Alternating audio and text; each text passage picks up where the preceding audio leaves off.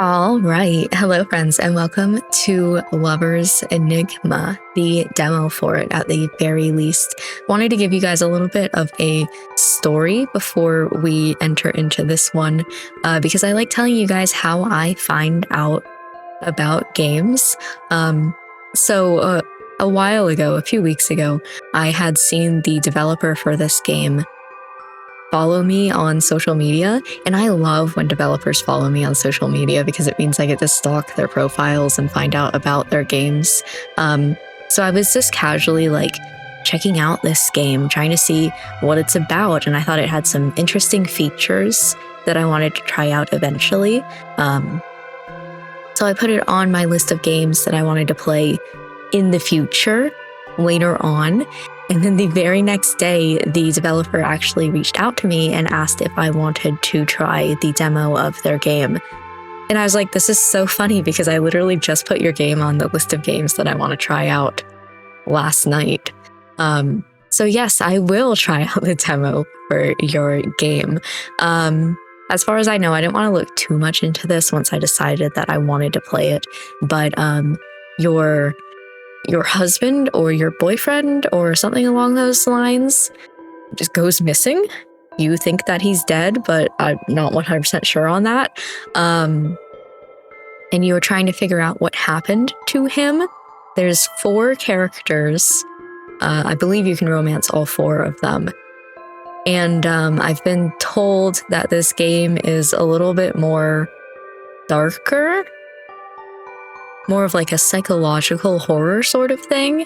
But looking at some of the details for this game, and we'll see it as I start playing, it had a lot of really interesting aspects to it, like mini games and like the animations and stuff that happen in this game. And I was like, I'm so excited to see what this game is about. So with all that being said, let's hop into this and let's see what Lover's Enigma is like.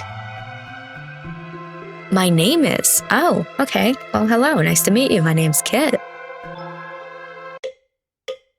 Ever since I was young, my mother's voice dictated my fate, every word a reminder that my future was a tapestry woven from family obligations. This is a touch loud. Can I turn that down just a... Okay, hold on. Settings.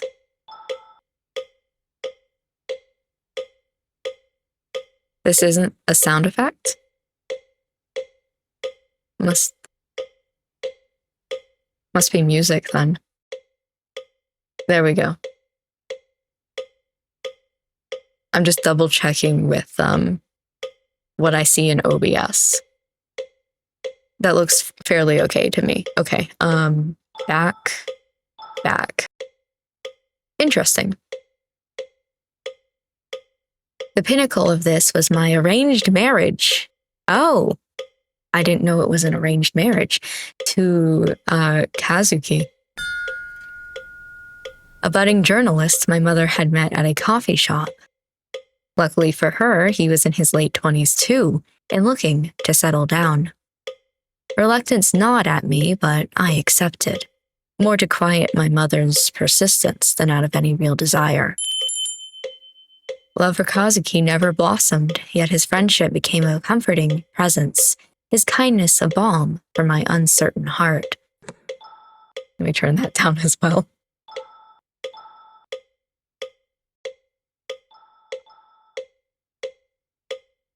Then, just weeks after our wedding, he died. Suicide, they said. But something about the way he died, the timing felt wrong, terribly wrong. Yet what can I do? I'm an actor in a play, stuck in a role I never chose. Every move and word feels scripted by someone else, and no matter how hard I try, I can't escape the part I'm supposed to play. It's been 40 minutes. All you hear is the relentless sound of your mother's voice.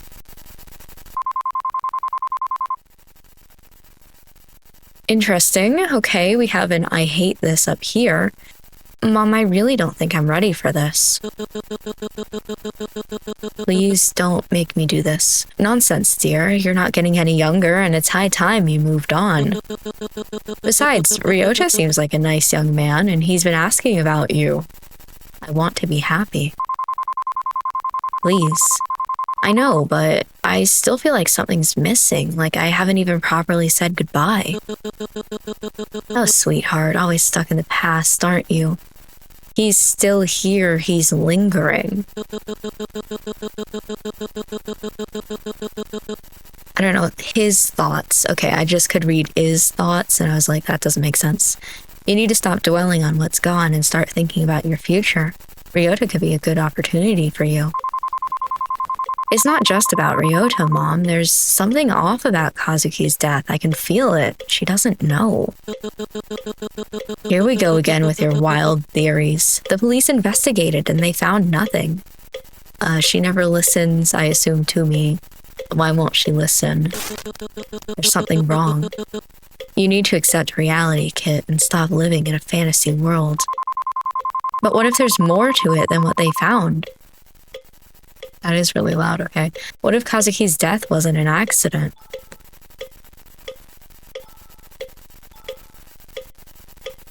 Oh, shit. Moving this moves all of this in the background as well. I'm gonna say here, but I need to look and see. Sorry. Can I go back? I can't. Okay, there's no back button that I can see. Enough.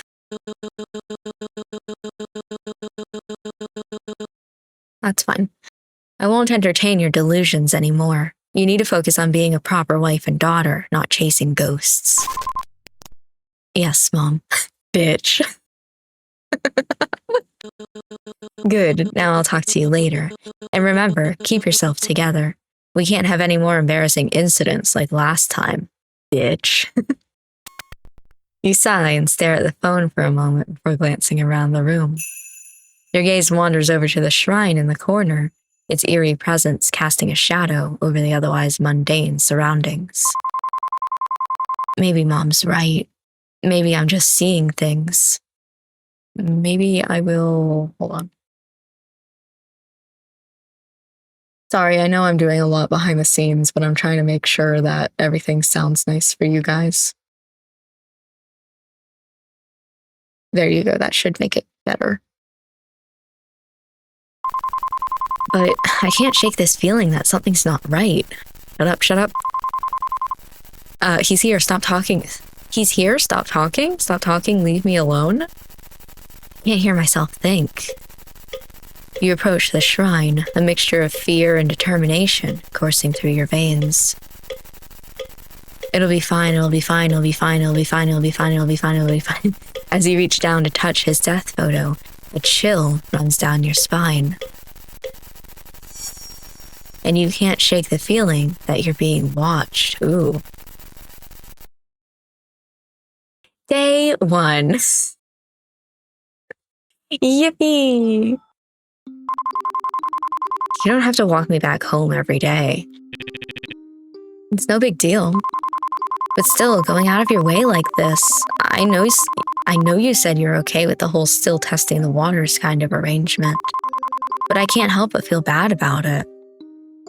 You hesitate for a moment, trying not to sound too patronizing. Anyways, thank you. I should head back. I don't want to take up any more of your time. Ryota's expression is still as unchanging as ever. Said it's fine. It's not a bother, really. I'm just making sure you get home safely. Oh, well, in that case... Ryota's chuckle feels forced. As I look at him, I notice his smile doesn't reach his eyes.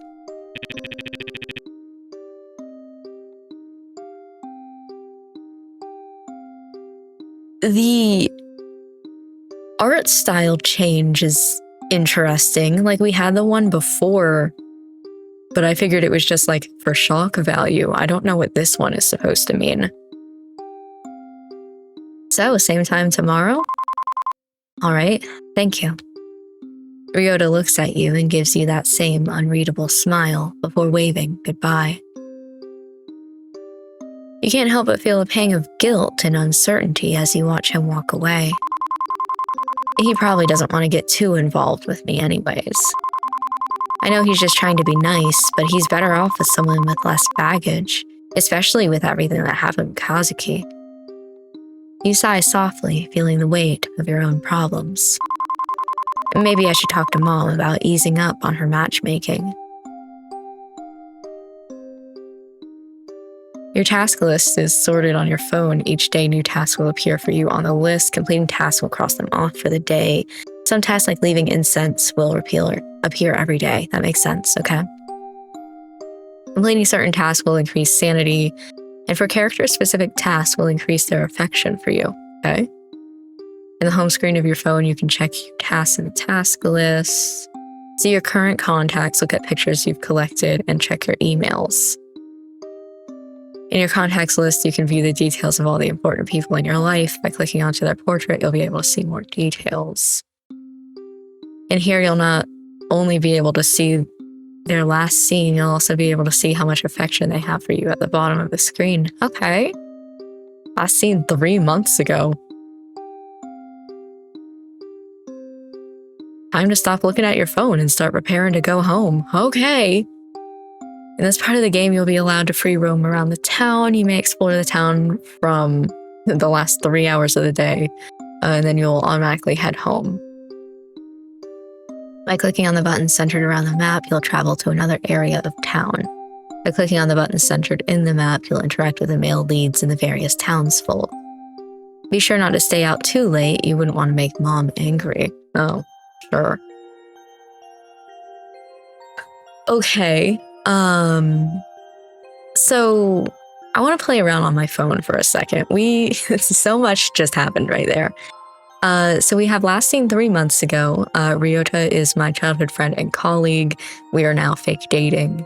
And I assume this is middle of the road. He kind of likes me, but who knows? Ren, last seen yesterday, my next door neighbor. We're on neutral terms. Okay.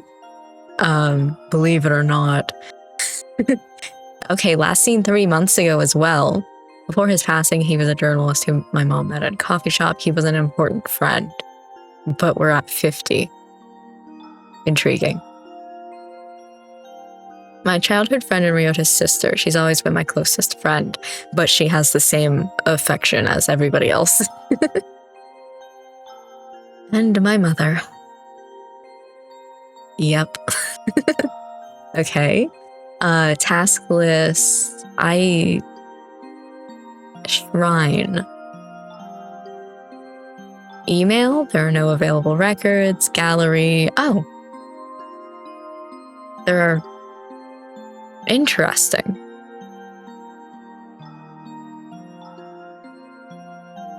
Because some of these people I haven't met. Hello? Okay.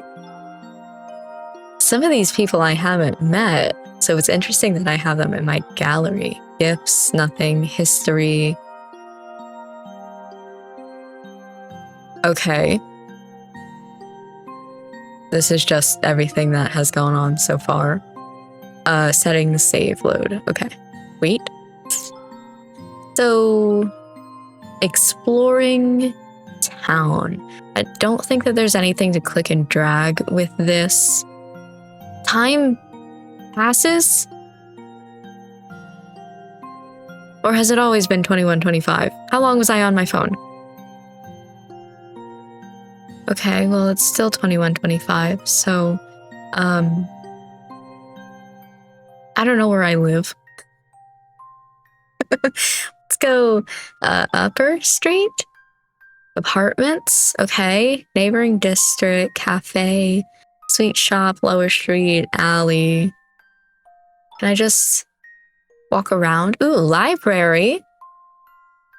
That's fun. Now I gotta, keep looking at the time. River? This is an area. Okay. You avoid the river. It reminds you too much of... Yeah, that makes sense. 5 minutes passed doing that. Okay. I wonder how much of this I can look at then. I guess let's just go in a circle. You see an individual try to enter the temple, but the shrine priest tries desperately to stop him. Best not to intrude. Understandable, yeah. A pharmacy? You've already visited them yesterday. Maybe it's best to visit them tomorrow instead. Okay. Lower district. Why do I need to go to the police station? But sure, let's go. I'm on an urgent case right now. Please leave your case details and information at the counter. We'll contact you once we have a moment to spare. Okay, I was reading this in my head. I don't know why, considering I'm supposed to be reading this to you. You get to the receptionist to write down your inquiries about Kazuki's death before leaving. Hopefully they'll contact you soon. Parking lot. Seems to be a few delinquents hanging out at the parking lot. Oh, the joys of youth. They seem to be talking about one of their classmates. I don't know if I can do it. Small guy. That's cute. You're talking about classmate's beauty, Mika-san. Everyone wants to be with her, man. He's right. Rumors say at least one guy from the current batch of every class has confessed to her at least once. Thrice, even. I don't think you've got a chance. And she's turned them all down. You guys aren't making it any easier for me. Hey, whatever happens, we have your back, Yamato. That's right, Yamato. Good luck, Yamato. It's really late. I better head home before Mom gives me a mouthful. Oh, do I really need to? What if I go to the convenience store? I want to enter the convenience store, but there are a group of drunkards blocking the way. I can leave. They seem to be yelling at the clerk. It's best if you avoid them. Really late. I better head home. What if I oh, I thought this was a way to go. Okay, the alleyway looks dark and musty. Cat? There's a strange cat here. Can I pet the cat?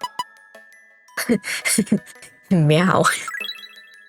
Affection with Miyabi increased. It's really late. I better head home before Mom gives me a mouthful. Oh my gosh, okay. That's fun and exciting. Oh my god, that's the only character that I've seen on screen. Maybe I missed one, I don't know. Strange office? Ooh, this place seems shady. You're so right. And there's faint music playing from beyond the door. Oh. Okay. Upper Street. It is getting rather late. But what if we go to the sweet shop, you know? Seem to be closed today. Oh. Maybe you should visit the old lady that runs the store tomorrow. She's always kind to you, and it's been a while since you talked to her. I better head home. Okay, fine. I assume these are my home. You walk down the corridor to your apartment. As you pass by your neighbor's unit, you hear a loud thud coming from the room inside, then a scuttle of footsteps shortly after. The door clicks open, and you see a familiar yet sporadic silhouette pop out from behind the door. Me? Oh, you. Before you can say anything else, he cuts you off. Can you stop leaving your trash outside? And when you leave the house during the day, you're always so noisy. I know you have nothing better to do, but some people have things to do, you know. He gives you that stupid look on his face, reminiscent of a certain 2008 anime. You want to yell at him and call him a stupid Nike, but you're an adult, and even though he's short and rude, he should be able to reason like one too. I'm sorry, I'll try my best not to be too loud next time. You expect him to continue berating you, but his expression softens. It seems as though he, too, was expecting some sort of resistance from you. Yeah, you better. He looks at you for a moment, a hint of defensiveness in his gaze, before reluctantly nodding his head and closing the door behind him. What a strange guy. I barely see him, and when I do, he lectures me. Whatever, can't let some weirdo ruin my day. I'm gonna turn down the voices just a little bit more. They're still quite loud, it looks like.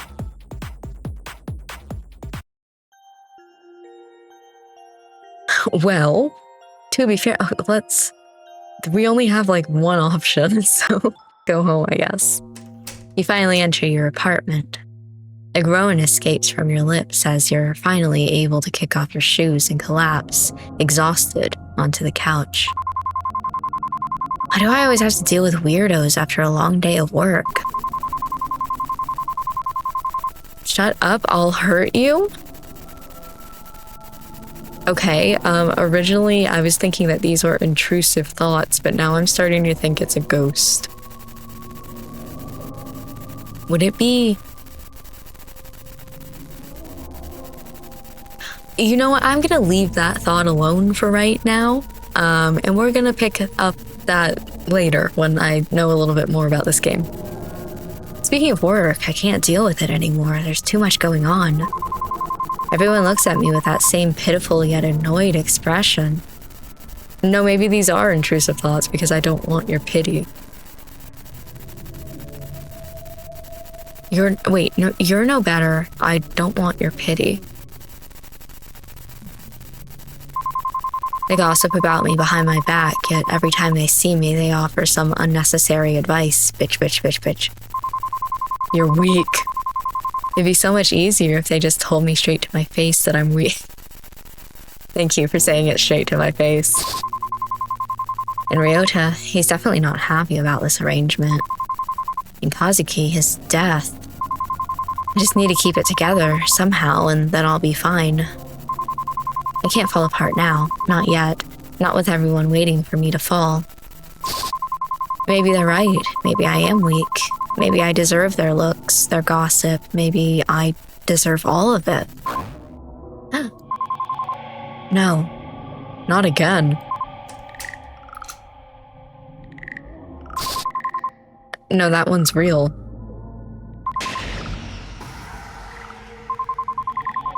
It's real or it's not. What is... Nope. Please, not again. Ding dong. Hello? Anyone home? Thank God. Yes, coming. You rush over to the door, opening it frantically, in hopes of ignoring the strange noises coming from your apartment again, okay? Hello, sorry for the noise. What? No, who is it? Hello! Your eyes widen in surprise at this weirdo's sudden dramatic entrance, a mix of confusion and skepticism on your face. Can I help you? Ah, the vibes from your home are not immaculate. I can already sense the bad spirits skirming around your abode. But no matter. I am Saotome Haruki, exorcist extraordinaire, at your service. You blink, taken aback by Haruki's grandiose introduction. You were shaken up before, but now you're just simply perplexed. Who the hell is this guy? Exorcist? Haruki pauses for a moment, seemingly as though analyzing you a bit, his face showing a momentary tinge of shock. Then he shakes his head as if to shrug off the thought before continuing on with his introduction. Indeed, your esteemed mother has employed my services to assist with the spiritual disturbances plaguing this dwelling, okay? Your skepticism grows as you eye Haruki warily. And you're sure you can handle it. Fear not, fair maiden. My reputation precedes me. While some may doubt my methods, I assure you I possess genuine spiritual prowess. Doubt fills your mind, but at this point, is embracing a bit of spiritual fanfare really the worst idea you've had? Well, I suppose it can't hurt to give it a try. Haruki beams at you, his smile shrewd yet unreadable. Excellent. With your cooperation, we shall banish these troublesome spirits post-haste. Now, shall we begin? You hesitate, staring at this strange man once again. All right, maybe letting some weirdo into your house isn't really the best idea. Actually, I appreciate your offer, but I think it might be better if you came back another time. I need some, time to prepare myself for your methods. Haruki's smile falters, but he nods, reluctantly accepting your request. I understand, dear client, though I must say the spirits may not be so patient. But if it's your wish, I shall honor it. Until next time, then. Okay. Just like that, the exorcist disappears as mysteriously as he had appeared. You close the door and turn back into your apartment, trying to steady your breath. As the silence settles, a sudden tremor courses through the room. The furniture rattles, and that unsettling croaking noise fills the air again, sending a shiver down your spine. Thought it would be gone by now, but it's still happening. No.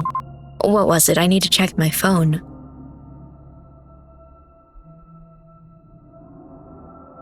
Okay. I am checking my phone. Oh, no. Oh, I must have forgotten to leave the incense out for Kazuki. No, damn it. As you approach the shrine, it begins to shake violently. Kazuki's death photo slips off the altar. You race to the shrine, your heart pounding in your chest. Anyway, so here's the slot machine. Didn't know this was a part of the game, but okay. You need 3 matches to win, but if your sanity is high, you need only 2 to win. I feel like I have pretty low sanity right now, but okay. Press the space bar to start playing or click on the lever. What am I doing? Why am I suddenly playing slots at the altar?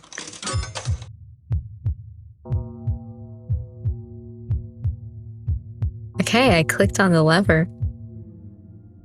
I have to click on it multiple times, I guess.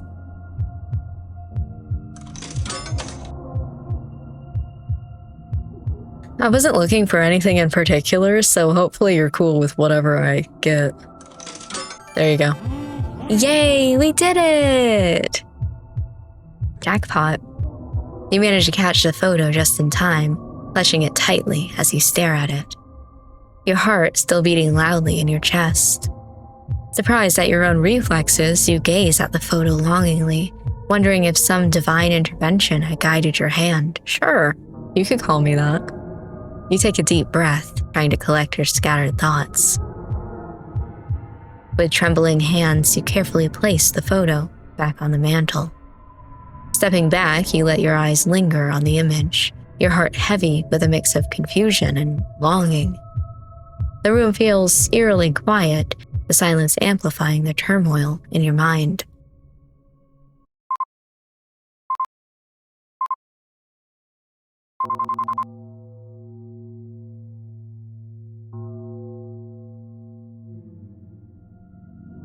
Kazuki? Shit. I'm losing it again. That's not good. I need to calm down. What did she tell me? What was it? The bathroom, yes. I have to get to the bathroom. Okay. Hold on, I have to take a shit. Normally, you would get actual help in order to keep yourself together. But that's not an option for you. At least not now. So this is the next best thing in keeping things under wraps.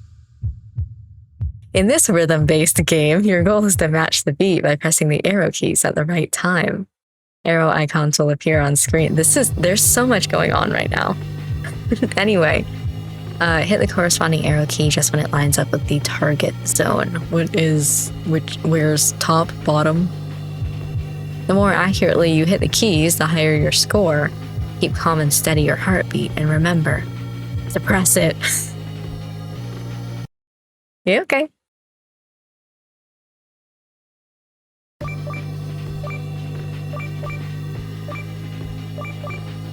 Sorry, I can't talk and do this simultaneously. Also, the eyeballs are weird. I'm seeing them out of the corner of my eye.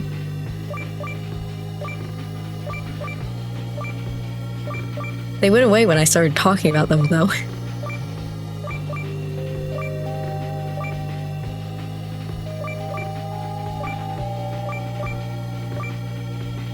Oh shit, I missed one.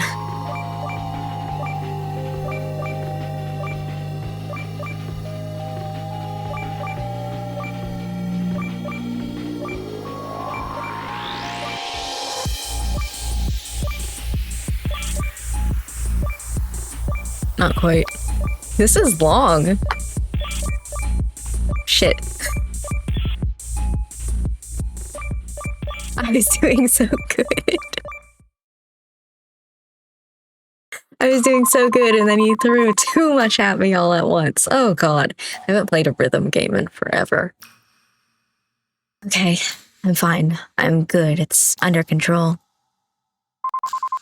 My head hurts. I should go to bed.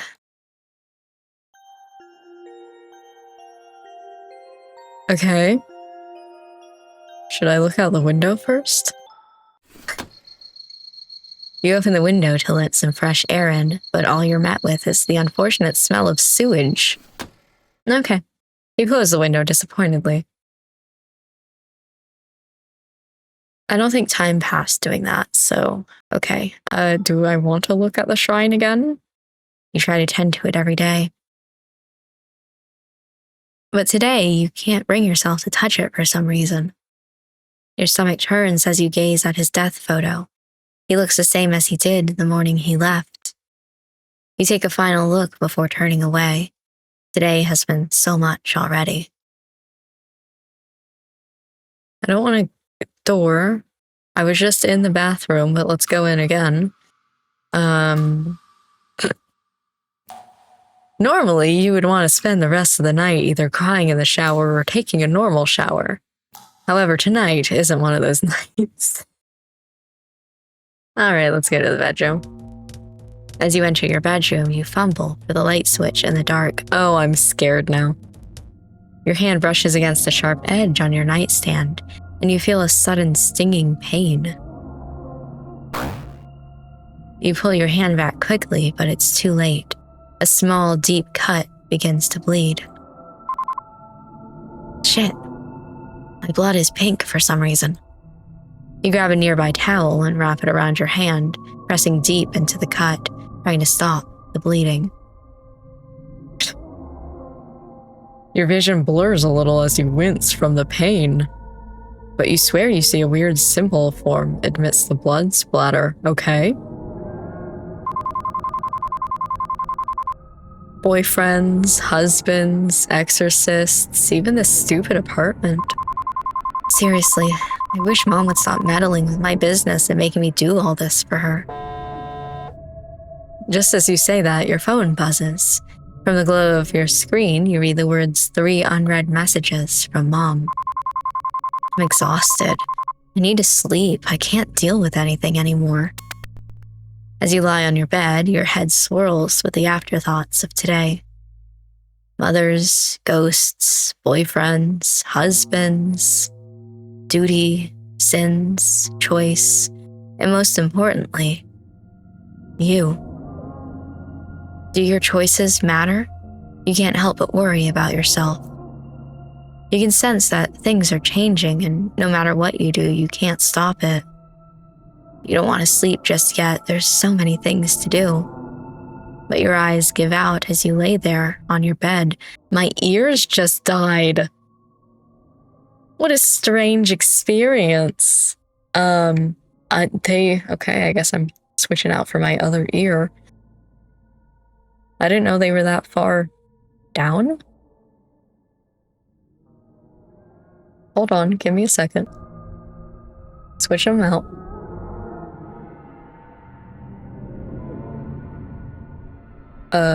Hopefully I can. Okay, yeah, this one's connected.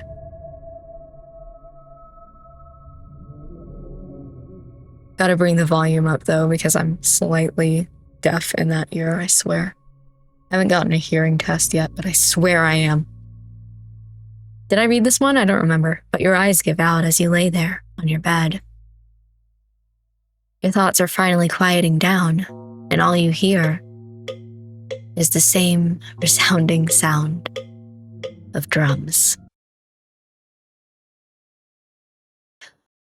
So, That was a day.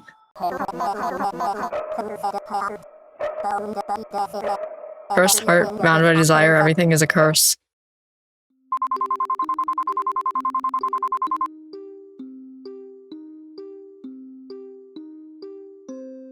Okay. I can head home from here. I'd rather not take up too much more of your time, Ryota. Do you want to come in, please? It's not a problem for me to escort you back. Well, it's just that I have to get some stuff on the way home, dinner and such. I won't insist then. No, please insist. Have a safe walk home, Kit. Ryota leaves, heading towards the cafe. Maybe he's just visiting Yoko before going home. Your heart rate was unnaturally high last night. How do you know that? What do I keep telling you? Keep yourself together, Kit. Just follow your routine and it will be okay. Just remember to do as I say. Why can't she mind her own business? Why does she know what my heart rate was? Whatever, I still have other things I need to do. Holy shit, that's a lot that I need to do. What? No. Show it to me again. I was trying to scroll down. Holy fuck. Thank Yoko for the croissant at the cafe. Visit Granny at the sweet shop. Visit the convenience store. Do my daily routine in the bathroom. Leave incense for Kazuki. Get incense for Kazuki. That makes sense. Okay. And gotta keep my sanity high. All fucking right. Anyway, I should get some offerings for Kazuki's shrine before going home. Thankfully, the temple is still open at this hour. Free roaming is now available again. You'll be able to explore the town. During this time, you'll find male leads scattered across the map, besides several locations. I see. Okay. You'll be able to interact with them. You can also interact with various other townsfolk for other side interactions, like the cat. However, they won't wait forever. Some interactions will disappear after a certain time. Oh no. Additionally, any interactions involving the main characters will automatically advance time by an hour.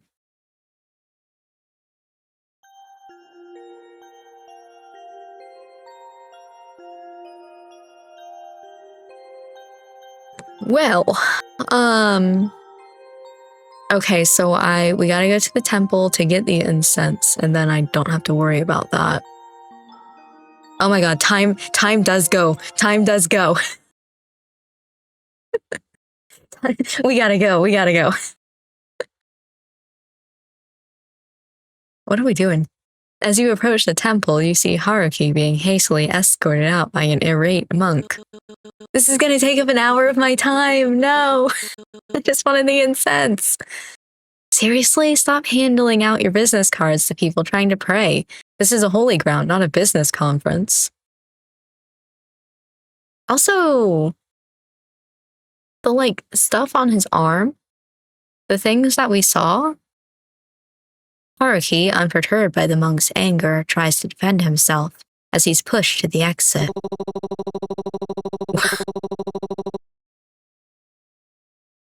Whoa, your boy on the grind for that bread, you get me? I'm an actual exorcist. I'm here to help. That's enough. We've had it with your antics. Leave before I call the police again. Geez, I'm doing what's called marketing, all right? People need my help, and I'm not going to stop spreading the word. No, I just want to watch. As you stand by, observing the scene, Haruki catches sight of you and grins cheerily. Ah, a witness to my magnificence. You must vouch for me, dear client. This common man cannot perceive the ultimate force of my spiritual power. But he's a monk who's had years of spiritual training. And I've taken a 30-day masterclass in exorcisms. Clearly, we're both qualified. Are you comparing years of dedicated training and discipline to your online workshop? Hey, every legend has to start somewhere. Plus, I have a certificate in everything. Is it one of those online certificates that you print out yourself? It's legit, okay? Just because I took a modern approach doesn't mean I'm not effective. Why am I even arguing with you? Modern approach or not, this is sacred ground and it deserves respect. I respect it. I just think there's room for both ancient wisdom and new techniques. I'm here to help people in my own very effective and very real way. I think you're full of shit, honestly. Why am I even bothering with this? Just get out. Hey, I thought monks were supposed to be all about compassion and understanding. And come on, if I don't hustle and promote myself, who will? It's part of my charm. You're certainly something. This is a place of tranquility, not a stage for your antics. I'm going to call the police if you don't leave. All right, I'll dial it back. But you have to admit, a bit of charisma can liven up even the most sacred space. The monk sighs, and you swear he might just break his vow of non-violence, but he just ushers Haruki out of the temple grounds with an exasperated wave. Outside, Haruki waves you over with it. No, I need the incense. With a cheeky grin. Well, that was something. You've got to admit, I really know how to stir things up. Yeah, you definitely make an impression, but maybe next time try not to get kicked out. Deal. But hey, it's all part of the adventure, right? Anyway, dear client, what brings you to this sacred ground? Surely you didn't come just to witness my flair. I came to get stuff for Kazuki. What a kind-hearted wife, how commendable. Though I must add a little note, simply bringing gifts might not suffice to appease all spirits, especially those of the rather malevolent kind.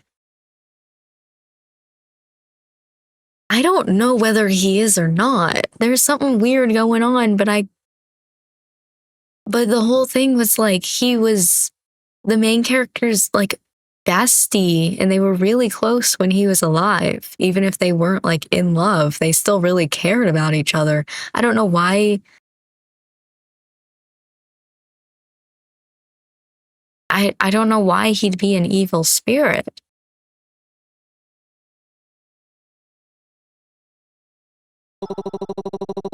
I see. Forgive my choice of words, dear client. The world of spirits is vast and often misunderstood. Even benign spirits can have their own complexities and dangers. It's just that he's a little different. His ghost, if you will, has a different aura to it. Whatever is haunting your house, it's not a simple spirit. It's something that's been festering for years, even.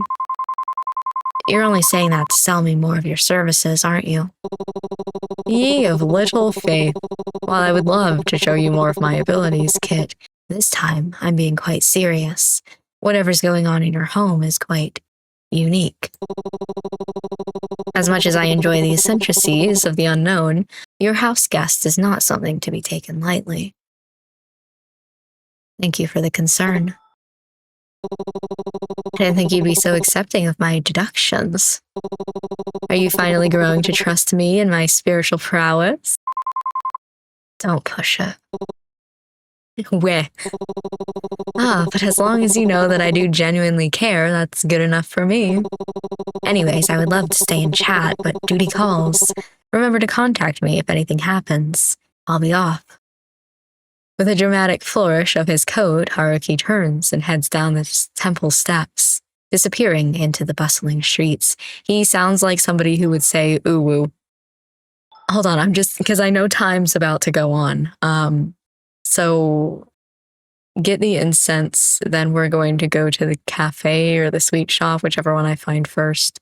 The convenience store, I believe, is also this way, so I think they're all in the same area. I don't remember. And then everything else is inside, so. You watch him go, a mix of amusement and reassurance settling in. Like, the task list genuinely gives me anxiety. I'm stressed needing to do all this. Despite his eccentricities, Haruki's presence feels undeniably comforting.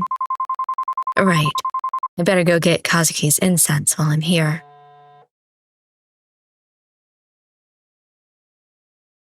Oh, nice. It comes up with it anyway. Let's go!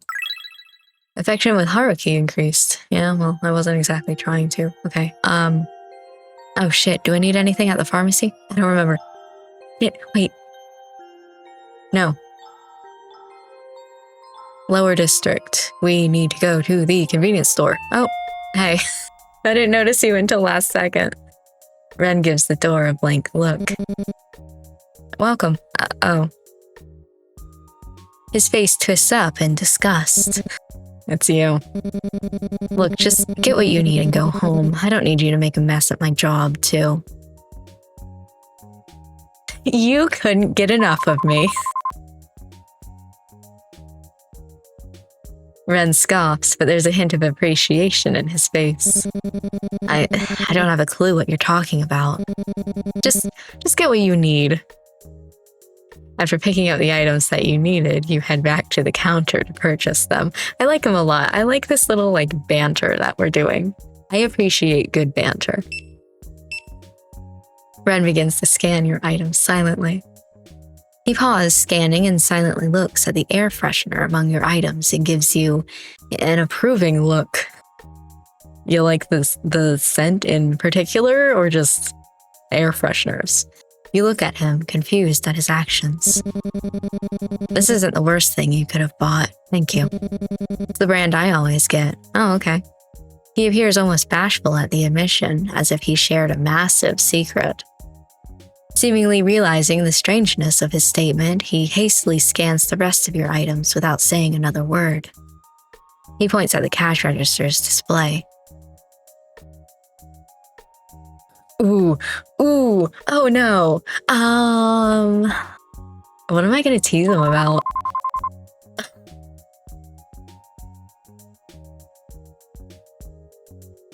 Ooh. How am I gonna say this? I don't think that I could in an actual teasing voice. I bet you look cute in a uniform. Cringe. What? You can't just say that, kid. It's wrong. Are you getting shy? I'm getting shy. Ren ducks down behind the counter, his voice muffled as he spoke again. Just pay and leave. Are you hiding behind the counter? No, I am not hiding. The crack in his voice begs to differ.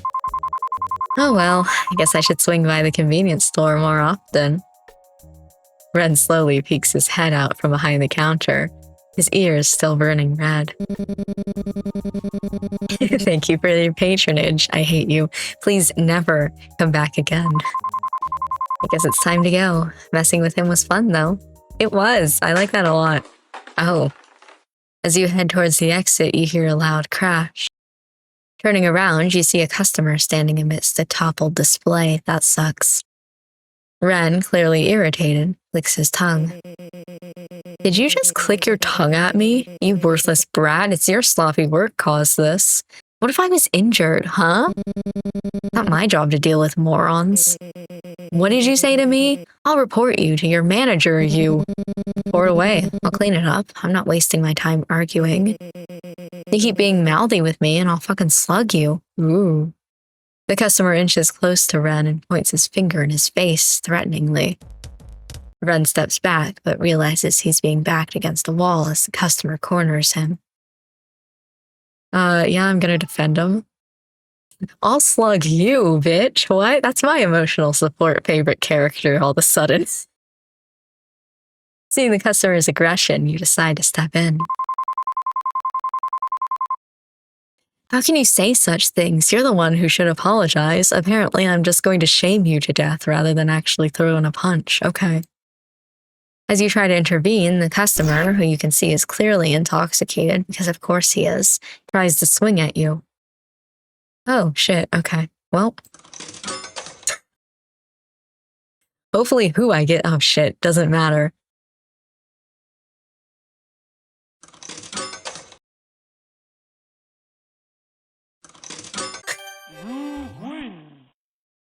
Yippee! Serves you right. Ren takes the mop in his hand and continues to hit the already downed customer. Yeah, hit him while he's down. Take that, and that. Ren, I think he's had enough. Ah, fine. He tosses the mop aside in triumph. The customer drunkenly stumbles his way out, confused by the whole situation. Ren turns to look at you with a newfound respect. It was cool how you dodged that guy so quickly. Oh, what's that? I don't think I heard that first part quite clearly. You're saying how cool, amazing, and pretty I looked while standing up against that guy? Huh? I didn't say anything like that. It's just nice to hear some appreciation coming from you for once. Don't get used to it, but, yeah, thanks, I guess. That could have gone a lot worse. No problem. Glad I could help. Plus, it was kind of fun seeing you swing that mop around. Yeah, it's called zoning. And, you too, I guess. Aw, you do care. Don't make me regret saying that. Look, just if you're free tomorrow after work, we should swing by the shop near the apartment. Ooh, woo. You know, the one owned by that old granny. I'll pay back this favor. Are you asking me out on a date, Ren? I'll have you know I'm married. To be fair, my husband's dead, but he's somehow still in the picture. What? No, I just owe you one, all right? Relax, I'm just teasing. I'll be there. Good. And, thanks again. Seriously. Anytime. Just try not to get into any more fights while I'm not around. Yeah, just get out of here before I change my mind about being grateful. With that, Ren gives you a nod of appreciation before turning back to his duties. You leave the store feeling accomplished and got to see a cuter side of Ren to boot. Yippee! Okay. Cafe, sweet shop.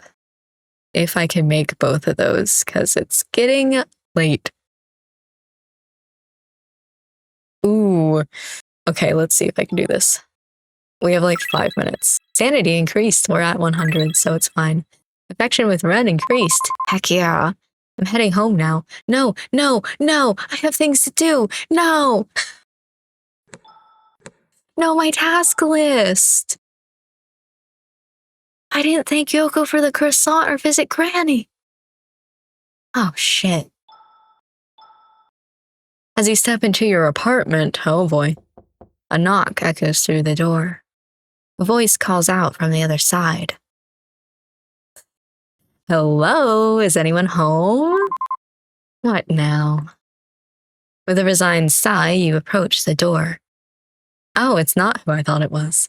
When you open it, you're met by a woman standing there, her hands clasped together in a formal manner.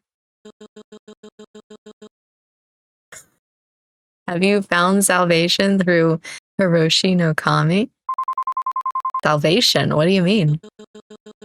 Hiroshi no Kami, the Divine One, offers visions and guidance to those who see the truth. He is the light in the darkness, the savior of lost souls. You seem like someone searching for answers. Why not explore what he has to offer? Embracing his guidance might bring you the balance and peace you need to keep things in order. After all, in the midst of chaos, true balance is found through the light of the divine. No, I don't really want to. You try to close the door, but the cult member wedges her hand into the gap. Great. I understand your reluctance, but Hiroshi no Kami's light, I think I say that a different time every single time that I read it, is too important to ignore. This path offers salvation and purpose, and turning away now means missing out on a profound truth. Please reconsider. Our door is always open, but the time to accept his guidance is now. Again, hopefully it doesn't matter who I'm getting for these because it's gonna be you this time.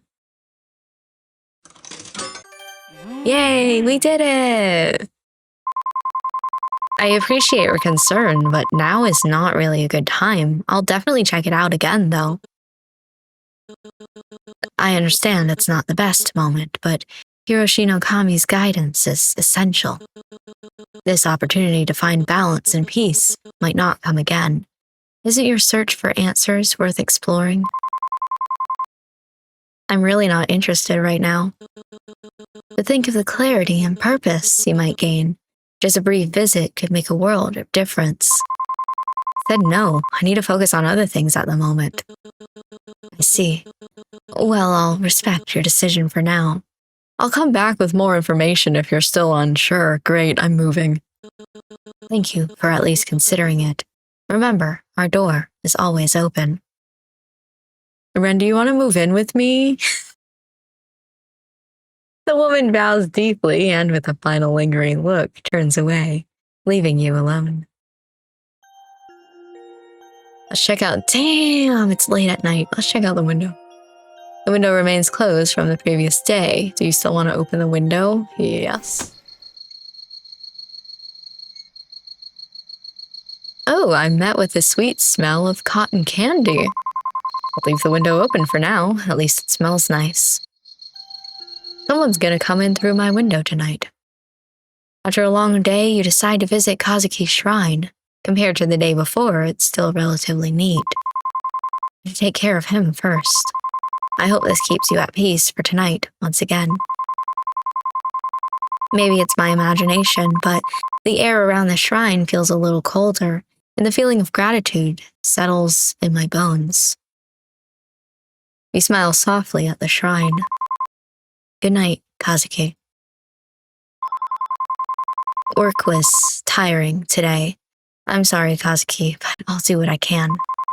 There, all better. Yippee! Okay, bye.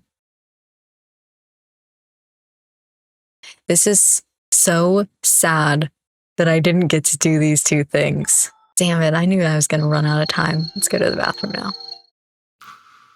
You're keeping it together pretty well, but there's no harm in making sure you're extra calm. Okay, let's play some more music simulator.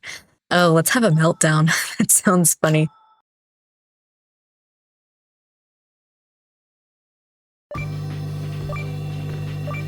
Oh, the eyes are back. Also, this music sounds a little creepy.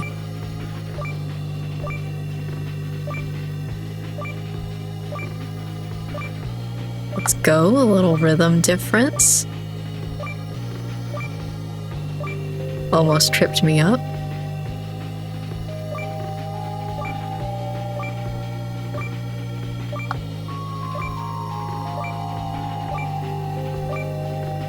Sorry, like I said, I can't do this and talk at the same time. Or hold any real conversation. This is a fake conversation right now. Oh god. We got like a beat drop or whatever you want to call it.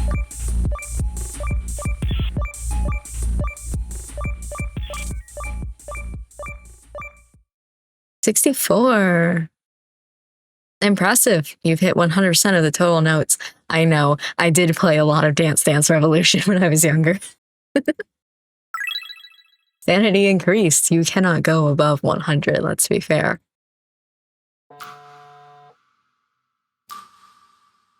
Listen, gotta keep my sanity high. We've got it. I wish I could have done these. I'm gonna say that every single time.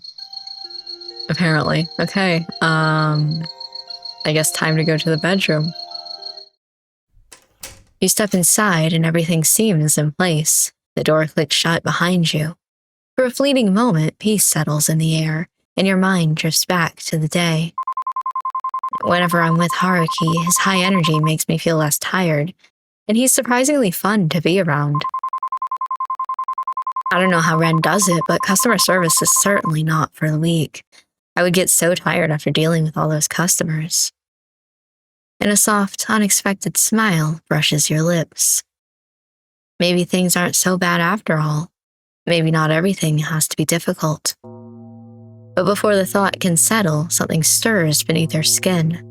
Guilt, thick and alive, begins to bubble, crawling its way through your veins and towards your fingertips. Your hands tremble. You glance down. Was that a flicker, a slither, beneath the surface? What the? How can you enjoy life when Kazuki's killer is still out there? It was a suicide. You're no better than your mother. You're really enjoying life, huh? Fake. fake bitch. You don't actually believe he committed suicide. You let him down.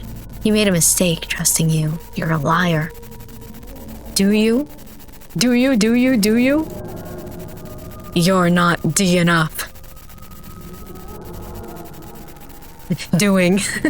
The accusation lingers, sinking its claws in. Your fingers find your nails. Oh boy, and you begin to pick. Anxiety bubbling up, choking your thoughts. My sanity is high, though. No. You're already working on finding his killer, aren't you? Yet the doubt coils tighter. Are you making any progress?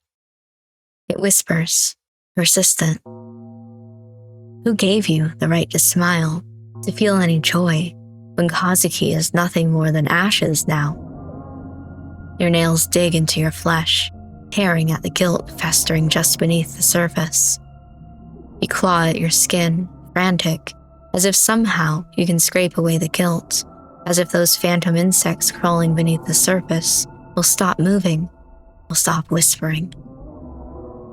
The scar on your hand still throbs, sharp, biting, and suddenly the wound opens again, fresh blood dripping down your wrist. Your head pounds, a drumbeat of dread. A knock echoes from the door, soft but familiar. The cult again? 2 times in the same day? Panic seizes you, and you run to the bathroom, desperate to escape, to wash away the dread crawling up your spine. You splash cold water on your face, but as you glance in the mirror, something flickers behind you. A shadow. A presence. Your stomach twists violently. Bile rises, and you hurl the day's lunch into the sink. Then, without warning, the lights snap off. Darkness engulfs the room, thick and suffocating. The only sound is the low, menacing hum of the ventilator and the running water filling the void. And then... Ooh. Footsteps. Thumping, scuttling. Someone is outside the bathroom door. This is... Ooh. Hi, nice to meet you. If you're joining me for the first time, this is your first interaction seeing me. I'm afraid of the dark. This is my nightmare. Oh, okay. Kit. A voice calls out to you. Mom? No, it can't be. She's far away, too far to be here. You shake the thought away, but the thumping grows louder. Cold dread seeps into your bones. The wound on your hand bleeds more, pain shooting up your arm. Kazuki. You whisper a prayer, barely audible. I'm sorry. Please, I'll find your killer, I swear. Your phone buzzes in the dark, cutting through the tension. A notification flashes. It's from your mom. Remember to call if you need help. Your heart clenches, a bitter laugh slipping from your lips. Look at that, I'm not calling that bitch. But then, a colder thought cuts through the fear. Who are you calling? The fucking Ghostbusters. Right, to Kazuki. I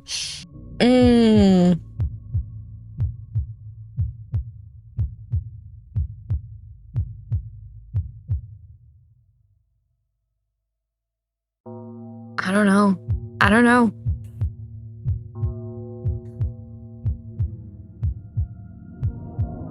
I feel like this would calm me down. Your hands trembled as he's stupid enough that I feel like I would be calmed by his stupidity.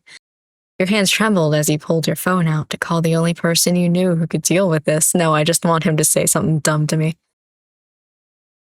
Click. Hello, dear client. You see, immediately I'm cured. Are those pesky spirits being restless again? Or perhaps they're moving things around your apartment. You're not, for my services are always at your disposal. Thank you, thank you. You were so taken aback by his precise knowledge of your predicament that the rest of his bombastic reading went right over your head. How did you... Anyway, you're right. Things in my apartment were moved while I was at work. I swear my apartment was empty and no one was home. When I got back, everything was a mess and something felt off. I didn't know what it was, but it felt supernatural, perchance. Please just come over and help me. Of course, I'll be there shortly, m'lady.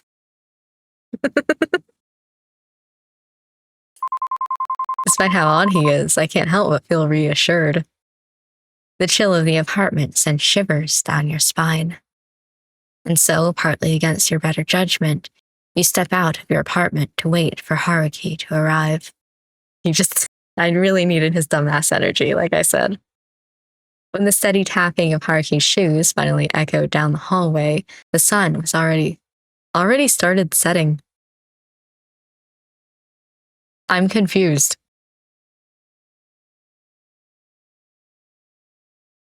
It was midnight when I entered my apartment. Like, did a new day happen and I didn't notice? I'm so confused. He waves at you before grasping the doorknob and opening the door with a flourish. After a brief moment, he pauses in the doorway, turns, and gives me a wide grin. My, this is quite the energetic spirit we have here. Of course, this will not be an issue to me. I would advise that you step back a bit, m'lady. You obediently take Haruki's advice and take a few steps back. Haruki, almost in a strategically like fashion, places candles around my apartment. He then comes back to the doorway and prepares to chant.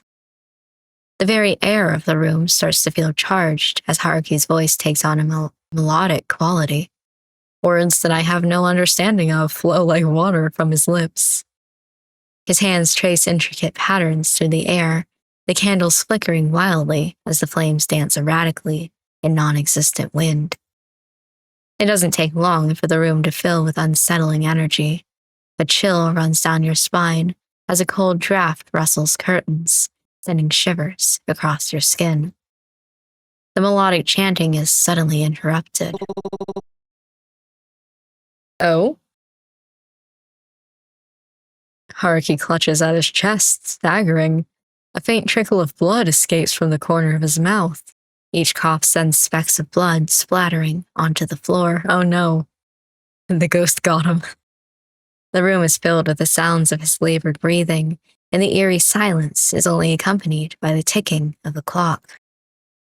The flickering candles slowly calm as Haruki straightens slowly, wiping his mouth with the back of his hand, only to unsuccessfully smear it instead. It's fine, just a particularly strong spirit. I'll manage. Though, something like this can't possibly stop the strongest exorcist around here. Of course, something as minute as this can't keep me down. With the strength of 1,000 suns and the wisdom of ancient sages, I shall vanquish any spirit that dares to disturb your peace. But a bit of added protection won't hurt. I picked this up from the temple today. It's not as strong as me, of course, but it does work. And even if it doesn't, it does add a cute little addition to your bags. It is very cute, to be fair. Haruki digs through his bag and pulls out a small lucky charm with a cute cat face on it. Please, have it. I'm not going to accuse him of anything. That thought didn't cross my mind at all. I guess, thank you. I guess it looks like you. I don't know. You think so? I guess my charm is rubbing off on these cute little cats. Yeah, it's got that same mischievous smile. Well, I do aim to bring a bit of cheer to even the most serious situations. Speaking of which, this little guy is said to ward off evil spirits. Keep it close and it will help keep the negative energy at bay. I appreciate it. Hopefully it'll be just as effective as you are. Of course, together we'll make sure your apartment stays spirit-free, and if you ever feel uneasy, just remember my charming face on the kitty. All his waving around leaves his sleeve pulled up, revealing tattoos on his arm that seem closer to carvings than ink. You can't help but steal a couple of glances at them, noticing beads of blood seeping along the intricately carved symbols. You got open wounds on your arm? Haruki notices the glances and sends a grin your way, eyes twinkling mischievously. Ah, these old things, they're my best kept secrets. People say they're a map to buried treasures, but I'm afraid it's just my way of keeping things interesting. Just did it for the shits and giggles, you know? You're bleeding, though. It's something to be worried about. What kind of exorcist would I be if I were afraid of a little blood? I'm fine. Besides, it hurt a lot more when I got them. You hand him a towel as you take a seat next to him. Still, though, it looks painful. You hesitate, thinking about whether or not to ask Haruki about them, but he senses your curiosity and speaks up anyway. They're protective wards so that I won't ever lose a battle with a spirit. But if you're so strong, why do you need them? There's no shame in relying on an extra layer of protection. Sometimes there are enemies you can't fight alone. And besides, they look pretty cool, don't they? Adds to the whole mysterious exorcist vibe, like I walked straight out of an anime or something. You roll your eyes, smirking at his cheekiness, but your smile fades when you see Haruki wince in pain. He's still hurt. His wound is still bleeding, and there's a ghost in your house. Haruki, you know, behind all that cheeriness and grandiosity, it seems like I don't know much about you. He pauses, his expression shifting as he searches for the right words before finally responding. It's nothing too interesting. Haruki's smile fades slightly, his eyes distant as if he's sorting through unpleasant memories. Or perhaps he's still dealing with the pain. Well, I've always been spiritually gifted. It's been my thing for decades. It's the only thing I have. It might not seem like it, but I guess there's a responsibility to it. Oh, and I like mackerel. Okay. Mackerel's all right, I suppose. All right, it's the food of the gods. Haruki's expression shifts to something softer, but still as genuine. I know it might be hard to trust someone like me, but if for some reason you do, thank you. I appreciate it. I promise I'll tell you everything someday. Maybe over some fried mackerel. You give a soft chuckle at his playful remark as he returns to his usual demeanor. He adjusts his sleeves to conceal his tattoos once more.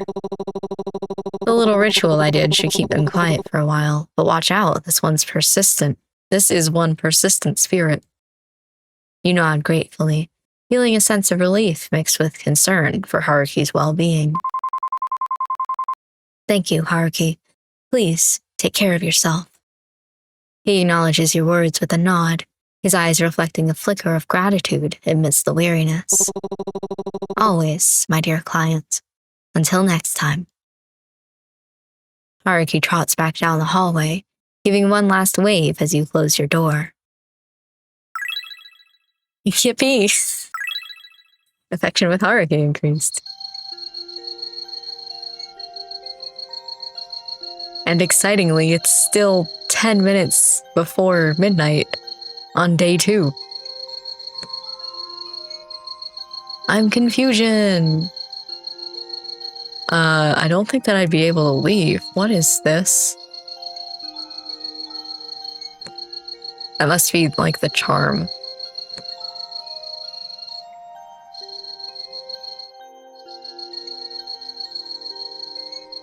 Anyway, what happens if I try to leave? Oh, it's after. Afraid that the strange woman would come back. It would be best not to leave the house now. Understandable. It's after midnight. I guess we're going to bed. As you drift into sleep, fragments of another life flicker through your mind. Faces and voices swirl around you, familiar, yet distant, leaving an unsettling sense of déjà vu.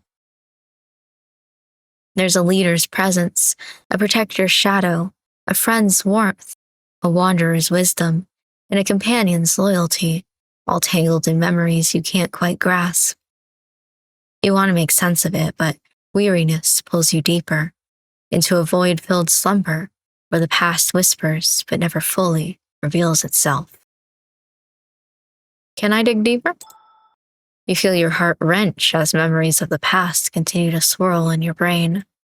You hear the same familiar knockings, but this time they feel different.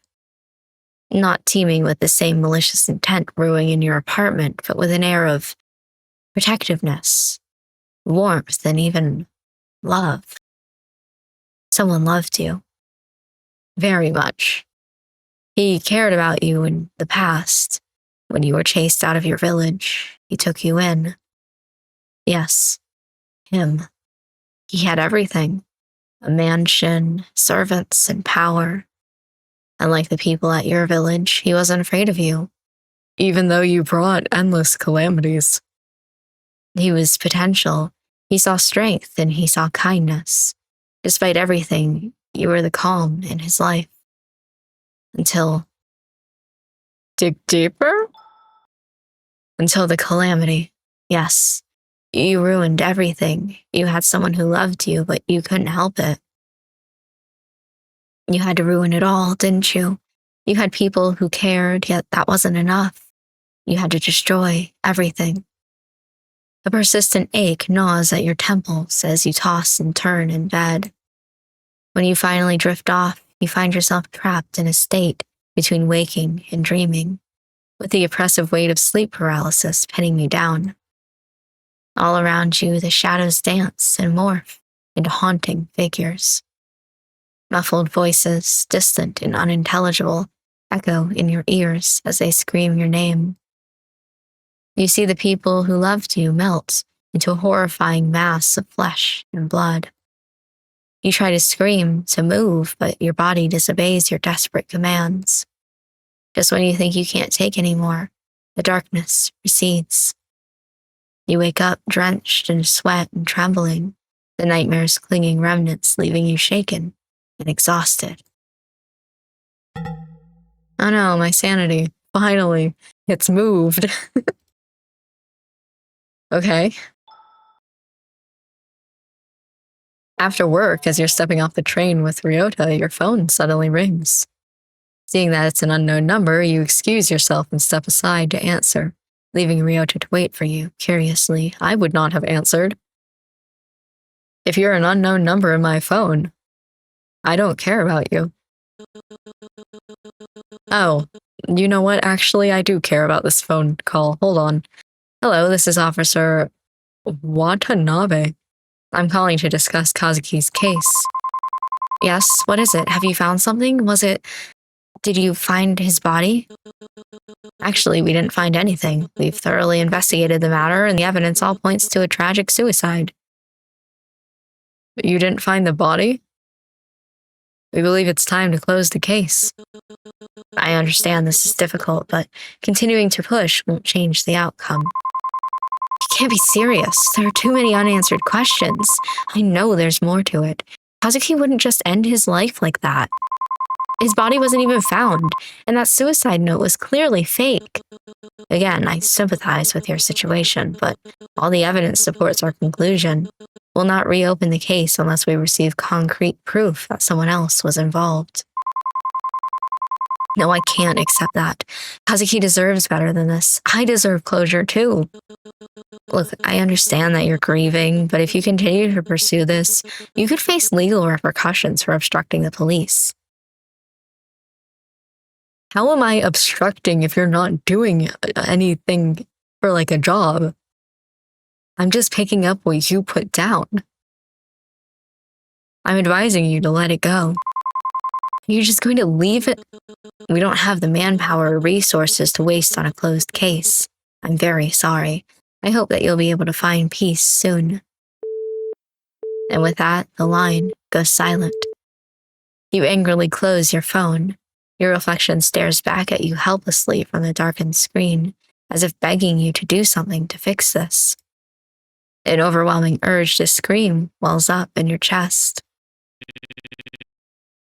I'm sorry about that. His voice surprises all the rage out of you. In your agitation, you had forgotten that he was still there watching the whole debacle unfold. You turn around, mortified. Sorry about that. It's just the police again. You must have guessed. They've given up on Kazuki's case. I'm really sorry that this is happening after all the work you've put into this. I don't know what I can do to help, but if there's anything at all... Oh, no, it's okay. This is my burden to bear. I can share it with you if you'll let me. Even so, it's not good to fret over the past. Your mother's right about that. Not her again. I know you really look up to her, but she's not exactly the best person to listen to, especially with how stubborn she is about her ideals. The way she believes how anything can be overcome if you just put your mind to it. But sometimes hard work just isn't enough. I know how headstrong your mother can be, but that mindset did help me and Yoko out of everything, okay? You vaguely recall how your mom was there for Ryota and Yoko back in school. She helped them to escape their abusive home. Oh, okay. Always listening and supporting them as their teacher. It's a memory that sticks with you, especially when you think about how different things were for you. She means well and she cares about you. Does she now? The words come out tense and bitter. You can't help but feel angry at your mom for pressuring you even in her absence, at Ryota even though he doesn't know any better, and at yourself. Ryota senses the change in tension and clears his throat. Today's been a long day. Should we grab some food before I take you home? Yoko has been going on about this new pastry at the cafe. We could give it a try. You hesitate, unsure of whether to accept his offer. On one hand, you're annoyed at his blind admiration to your mom, but on the other hand, you know he's not doing it on purpose. Sure, I feel like I haven't hung out with him a lot. He's very, boring to me so far. Very just like mundane, mediocre milquetoast. And I want to get to know him better because I don't know too much about him, so sure. All right, I'm a bit hungry, so let's go. Ryota smiles warmly at you, his concern momentarily fading. All right, let's go. Yippee!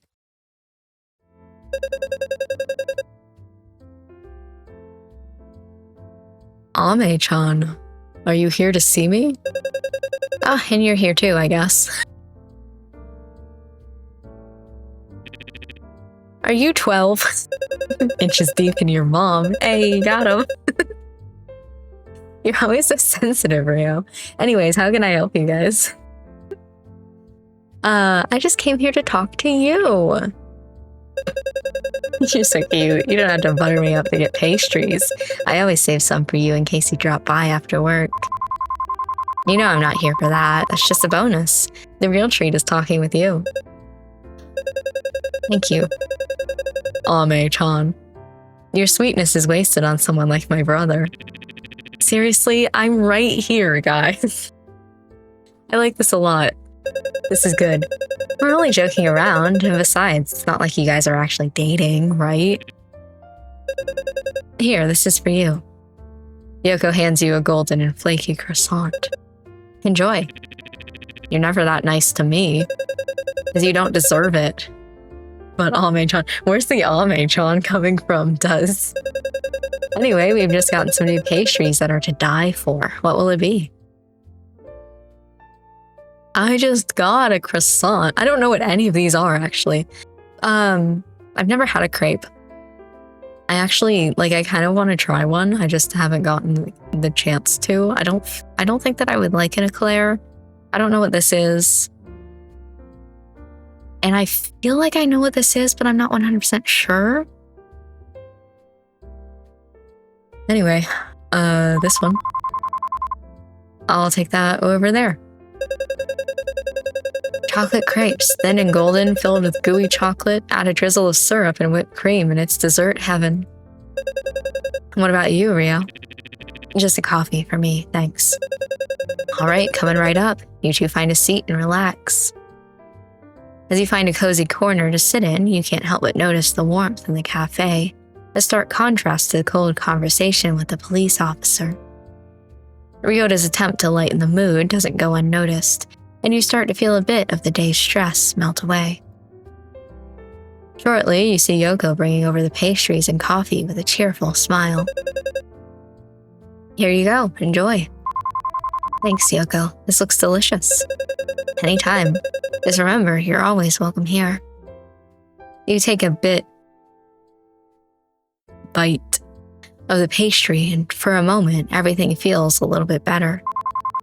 Actually, I just needed to get out of the house for a bit. It's been a rough day. Work's been stressful, my mom's been on my case, and Kazuki. It's all just a lot, and with everything that happened, especially last month. Abruptly, you realize that you're rambling about your troubles. You immediately clamp your hand over your mouth and look up at the siblings, hoping that they haven't been too put off by your negativity. That's okay. Don't put too much pressure on yourself, okay? You're already doing a good job handling everything, especially with what's going on. I know what I said earlier about your mother's mindset, but it's also about your own strength. You're doing great. Thank you. You can always rely on us, you know. We're always cheering you on. Ryota nods in agreement. You feel supported. Despite everything, you're loved. You spend the rest of the night with them. Damn, talking about mundane things as you enjoy your dessert. Maybe you'll be alright. Not in the long run, but just for tonight. Eventually, the cafe closes, and you part ways with Ryota and who? and Yoko, feeling a bit lighter than before. It's like I said her name backwards. The walk home is quiet. The night air cools against your skin. Oh shit, I really spent the whole day with them. Oh no, I had things to do. As you step into your apartment, the weight of the day's stress seems to settle back in, but the warmth from your night out lingers. Another exhausting day of work is finally over. I hope tomorrow won't be as bad as today. Just as you're about to close the door, you feel a pressure on the other side. Oh? A foot wedges between the door and the frame, stopping you from shutting it completely. Hello, miss? Not this again. Although reluctant, you didn't have much of a choice but to reopen the door. No, you could just kick their foot out and slam the door. Yes, how can I help? You trail off as you count a group of 4 men standing outside the apartment. I need a bodyguard, Jesus. They don't look particularly friendly. There's something unnerving about them. Apologies for the late visit. I believe your mother has mentioned that you've been experiencing spiritual issues. You shake your head. My mother? What are you talking about? I think you've got the wrong person. I'm not sure who you might not have noticed it, but Hiroshi no Kami's influence has already touched your life in ways you don't yet understand. We understand that this must be overwhelming, but Hiroshi no Kami sees things in you that you may not even realize. His guidance has already found its way into your life. I don't understand. What do you mean? You try to shake the confusion out of your mind, but the mention of this Hiroshi no Kami fills you with unease. He chooses his followers carefully. Those who seek answers, those who are lost, those who are searching for something greater. And you, miss, have already begun your path without realizing it. Hiroshi no Kami offers peace, clarity, and understanding. His light can guide you through the darkness and alleviate these spiritual issues that you have. All you have to do is let him. You take a cautious step back, trying to shut the door again, but you can feel their presence looming. The cultists hesitate, their eyes scanning you like they're deciding what to do next. The man who spoke earlier steps forward, his gaze focused and intense. Miss, we understand that our arrival is sudden, but this path we offer isn't one you should turn away from. Hiroshi no Kami's light is already in your life. It has touched you in your dreams, and it can give you more than you could ever imagine. You tense up. It's not like last time. There's a force behind his words that makes you feel trapped. I don't know what you mean. I've had weird dreams, sure, but that doesn't mean I need your guidance. I'm fine on my own. Another cultist firmly pushes a little closer to the door. That's where you're wrong, miss. You've been searching for something, haven't you? You don't even realize it yet, but Hiroshi no Kami sees your struggles, your doubts. The light he offers can give you the peace you're craving, the answers you've always needed, but only if you accept him into your heart. Another cultist steps closer to you. Hiroshi no Kami can see your fear, your uncertainty. You're standing at the threshold of something far greater than yourself. We're offering you the key to unlock your potential, but you have to choose to step forward. Don't let fear keep you from the truth. You feel your stomach tighten, the pressure of their words hanging in the air like a heavy weight. I don't need anything from you. I'm fine, just... No, you're not fine. You're hiding from the truth. It's obvious. You've been running from your own destiny, from the path that Hiroshi no Kami has set for you. But his light is unwavering. His purpose is inevitable. I'm not interested in this Kami of yours, okay? I just want you to leave me alone. Listen to yourself. You can feel it, can't you? The restlessness inside you. Hiroshi no Kami will calm that storm. All he asks is that you open your heart, trust in him, and allow him to guide you. You know that deep down you won't find peace until you accept him. You feel a cold chill running down your spine. This isn't just a request anymore. It's an ultimatum. And you start to realize the more you resist, the more they're going to push.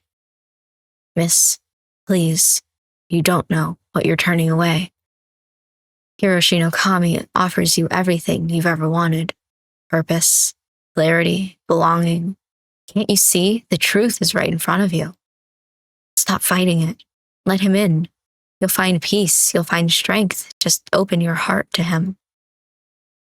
Feeling the weight of their words press on you, anxiety starts bubbling up. You don't understand. I don't want this. I don't want your salvation, your Kami, or whatever it is you're offering. Just leave me alone. A look of disappointment flickers in his eyes before he exhales, almost sorrowfully. We were hoping you would come to this on your own, miss. We wanted to offer you guidance, not force you. But it seems you're still not ready. We will be back. Hiroshi no Kami's light will reach you eventually. Everyone finds their way to him in time, but you will have to face him whether you're ready or not. The cultists begin to step back, one by one, but their eyes linger on you, almost as if they can see something you can't. The weight of their gaze lingers long after they disappear down the hallway. You close the door, your heart pounding, panting, feeling the strain of the encounter. They want to accept their Kami and aren't giving up this easily. They're going to keep coming back to push me to their side. However, before you can crash onto the couch as you usually do, you see her. An all too familiar presence seated with a rigid stillness that sharpens as she looks up, disappointment carved into her expression. Why are you doing this to me? Do you know who called me today? The police. Again.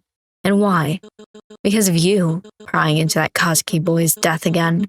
How many times must I tell you? This curiosity will be your ruin. Mom, please, I don't need. This isn't about what you need. I'm not offering help. I'm telling you what has to be done. Everything you're missing, I've already laid out the answer for you. I'm giving you solutions, but you're the one that's not willing to change. It's you that's the problem. Ryota, the exorcist, Mom, I'm trying. I really am, but... Trying? By pushing away the people I send your way?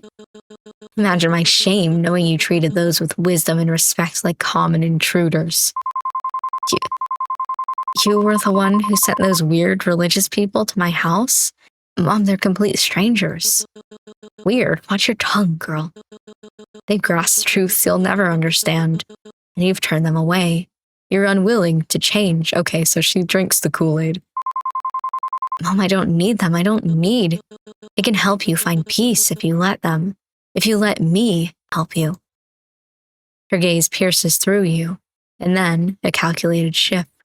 Her voice softens to a deceptive murmur that chills your skin like the calm before a storm. You wouldn't have to bear these burdens if you just listen. All I want is what's best for you. The room feels as if it's closing in, shrinking with every word that slips from her mouth. Her voice relentless and insistent, sinking into you like a weight pressing from every side. It's too much. Your sanity slowly slipping. Right? Okay, it wasn't that bad. Your heart slowly pounding against the pressure building in your chest. The constant urge for you to give in, to surrender, if only to quiet her voice. Can't take this. I don't know what to do. Your mind reels, clouded by anxiety as her words echo around you.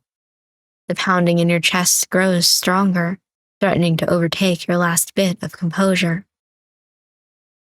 And despite your visible displeasure, your mother keeps speaking, her voice a constant assault against your thoughts. You almost break down as your mother's words ring in the background. There you go again. Are you going to say something or just sit there? She waits, her gaze piercing, expecting you to respond. What are you trying to pull? Don't just stare blankly at me. Her face hardens, her gaze latching onto you, expectant, demanding more.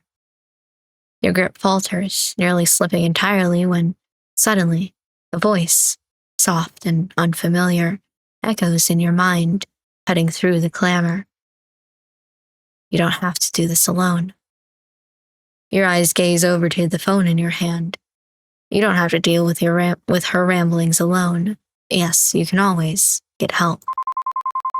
I'll have to call someone. But Ryota's nowhere nearby, and Haruki, who knows where he is right now? Ren could be an option, but he's hardly the type to calm things down. If no one's going to get here right away, then I'll have to keep her distracted until they do. But who should I call? Ghostbusters. No, let's punch her in the face. I mean, no, let's seriously talk about this, talk through like my thoughts and feelings on this. So she's drinking some religious Kool-Aid, right? She's weird. And Ryota kind of sees her as an idol. So I feel like in anything that deals with her negatively, he's probably not the best to call, solely because like he has one thought process and one thought process only with her, and that is she is a good person trying to help.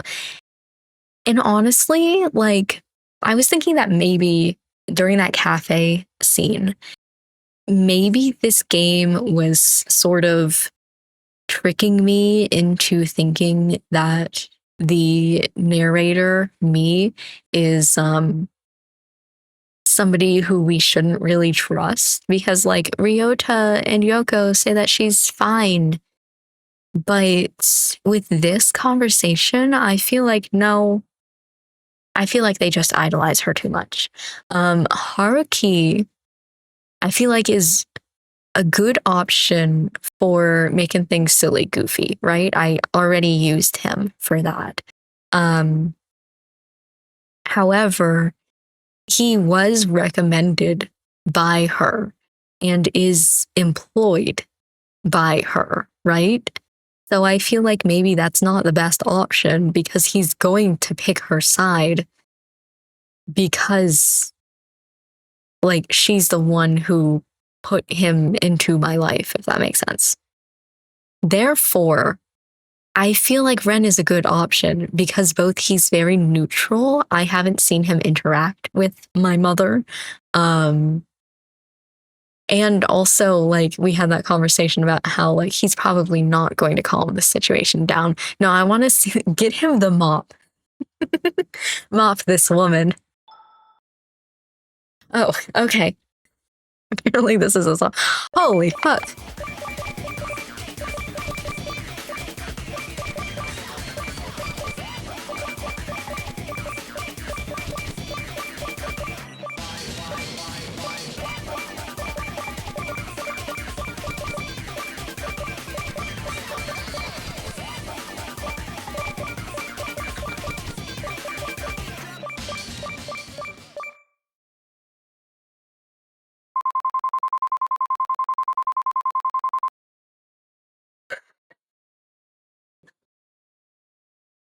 I don't know what the high score on that one was, but I saw I got an 85, and I feel like that's pretty good. There was no talking during that one. Listen. No way I'd be able to talk while I did that. He's not exactly the calmest person, but maybe he'll understand. Maybe he can help. No, I want him to beat her up. You grab your phone and dial Ren's number. He picks up almost immediately, his voice sharp and agitated, practically yelling into your ear. First of all, one noisy gremlin next door is bad enough, but two? Are you kidding me? It's late. People need to sleep. And you can help fix it if you come over and help me. Please. Your voice falters slightly at the end, but you try to sound a bit more assertive. It's Ren, after all. Fine, I'm coming over. All that fuss is ticking me off anyway. Thank you, Ren. He hangs up abruptly. You turn back towards your mom. Her constant nagging like a persistent mosquito in your ear, her intense glare practically burning a hole through you. Huh? Oh no. This is better.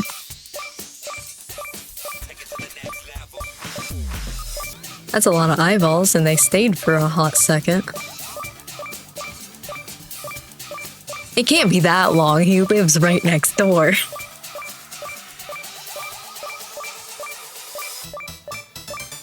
Okay, we're picking up speed a little bit. Now we're calm.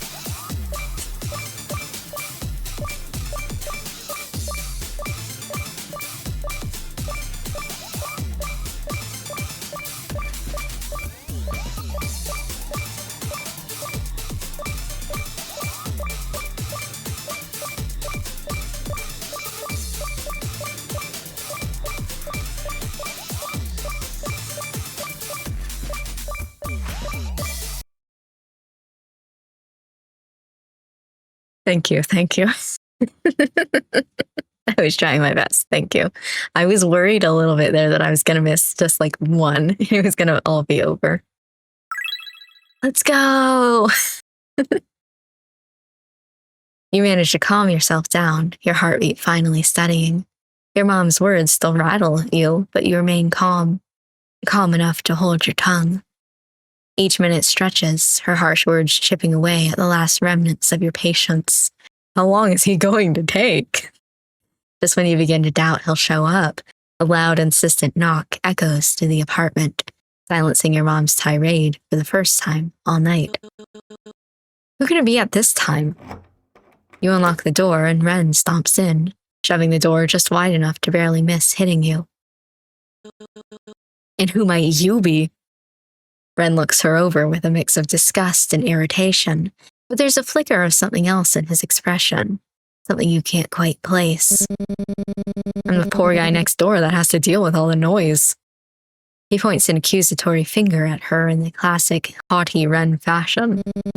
And you must be the absolute nuisance and the source of the decibels peaking in the background of my microphone recording. Ooh, what are you doing, Ren?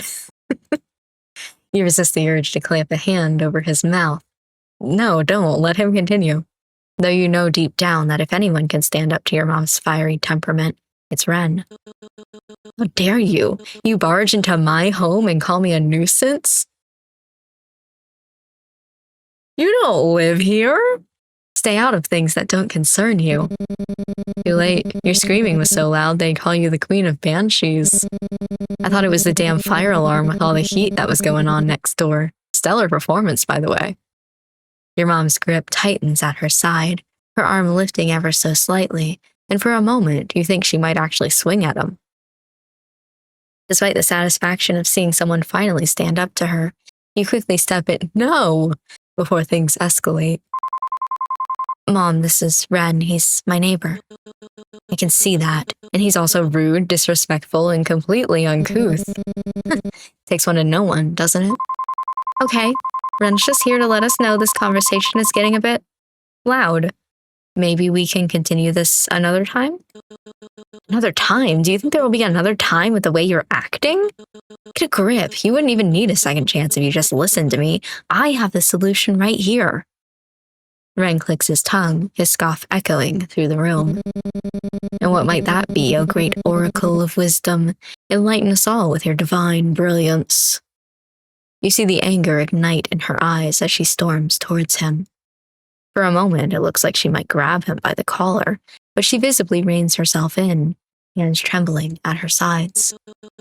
Listen here, you little weasel. You're nothing, just a pathetic nobody who isn't even worthy of knowing what I have to say. Oh, please. And what pearls of wisdom might that be, huh? Some recycled religious mumbo-jumbo? Let me guess. The spirits chose us to carry out this divine mission, right? Get a grip, lady. Don't you dare. You don't know what you're talking about. Oh yeah? Enlighten me then. Tell me all about how I'm too blind to understand your sacred mission. I'm warning you, you better stop right now. They both stubbornly step forth, neither wanting to back down.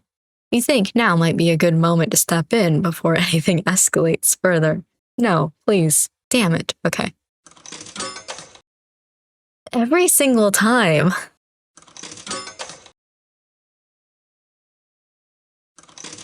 I almost missed that last one.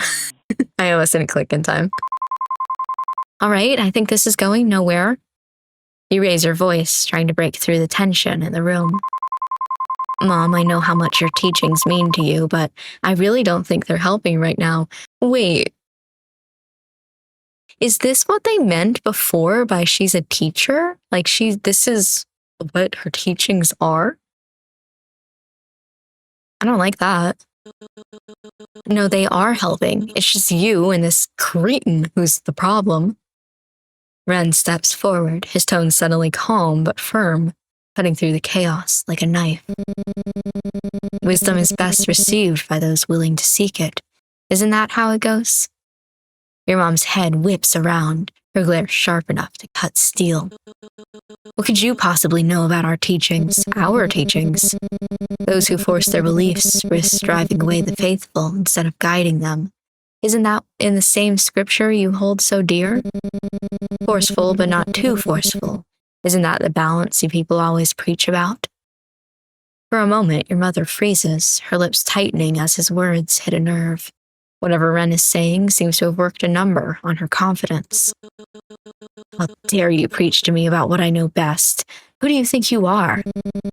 Just someone asking if I'm wrong. To accept truth strands with open hands is the highest form of absolution.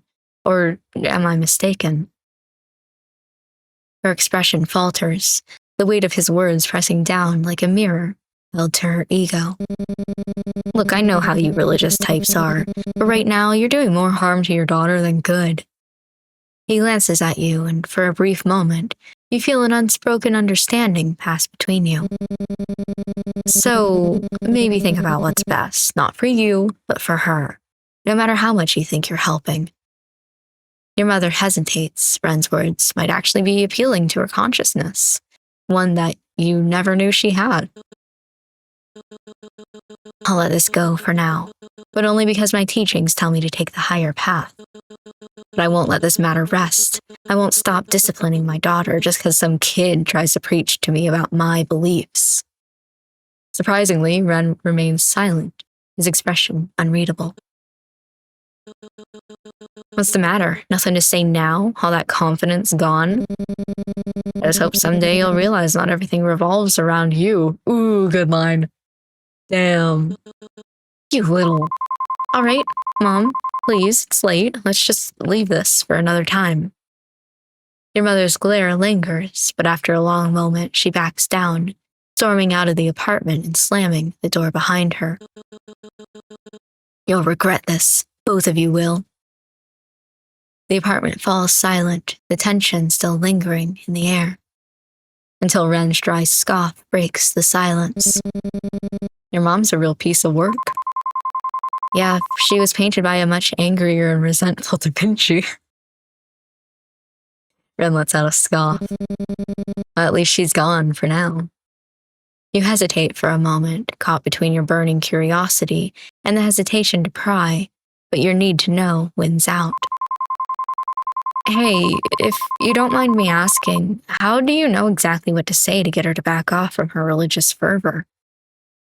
Ren hesitates for a moment, that same uncertainty flickering in his eyes. It's always the same with people like that. You just throw out some religious jargon and they'll eat it up. But you knew exactly what to say. You had the right phrases, the right words. It felt like you've done this before.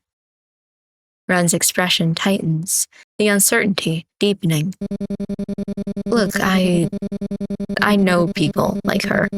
Over time, you learn how to handle them. You start to recognize the same phrases they use to convince each other.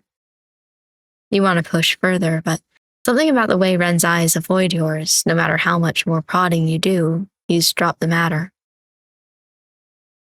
You bite your tongue. Maybe someday he'll open up on his own terms, but for now, you decide to let it go. But, thank you for coming to my help. Oh, yeah, no worries. I've got angry customers to deal with, and you've got the female xenomorph to deal with. You bite your tongue. Maybe someday he'll open up on his own terms, but for now, you decide to let it go. Still, thank you, Ren. We said this already. I really appreciate it. Ren looks away in classic 90s shoujo fashion. Yeah.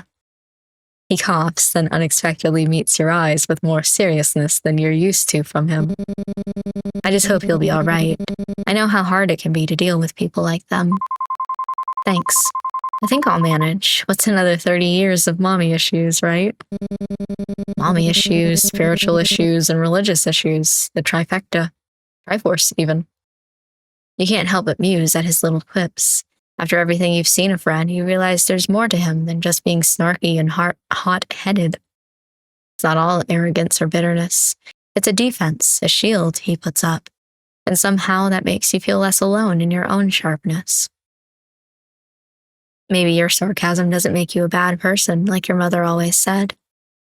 Ren is more than he lets on. Dependable, quick-witted, and when it matters most, kind. You catch yourself wondering if you were able to see past this exterior of his. You hope, you pray, deep down, maybe he might be able to see past yours, too. Ren eventually says his goodbyes, claiming he has important nighttime activities to tend to. You want to tease him more about his unique choice of words, but you hold back. He's likely heard enough sarcasm for one night. After exchanging your farewells, you settle in for the night, a quiet sense of relief washing over you. In learning more about him, you realize he's no longer just a neighbor. Maybe, just maybe, he's becoming something more. A friend. Let's go! Let's go! Damn, I still have time. Right? Oh, we did nothing today. We gotta go. Let me leave. Damn it. Can I do anything at the shrine? The air around the shrine feels oddly... Work was tiring today. I'm sorry, Kazuki, but I'll do what I can. There, all cleaned up. Perhaps some incense from the temple would help you feel better, but I'll have to get it for you next time, okay, Kazuki? I really wish I could, but it's late. I'm sorry.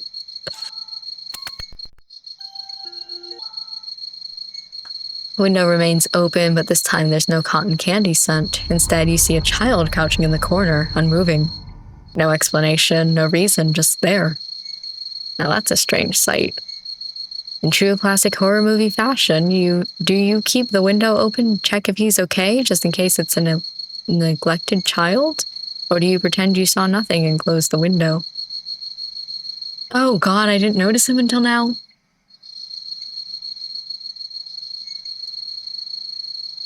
That's creepy. Also, I don't know what yes or no means in this instance. Yes? Hey, kid, it's late. You should head home soon.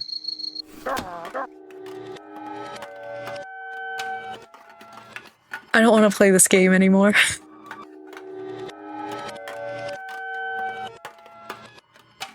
I don't want to play this game anymore. Please let me in. Please. It's so cold out here. Please.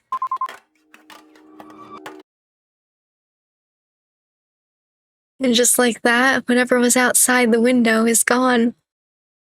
The spot where it had been just moments ago is now empty, swallowed by the night. No footsteps in the frost, no shadow in the dim glow of the streetlights. Just silence.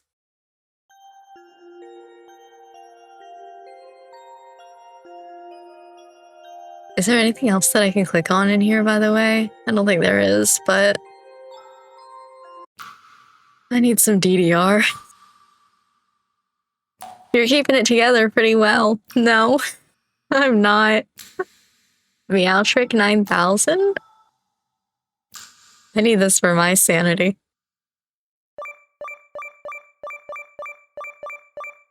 Oh shit, I backwardsed it.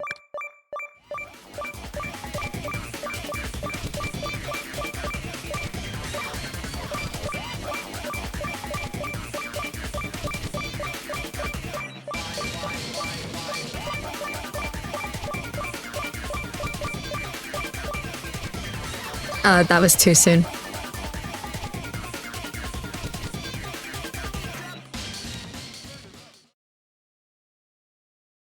That was really shitty. You hit 93 of the total notes.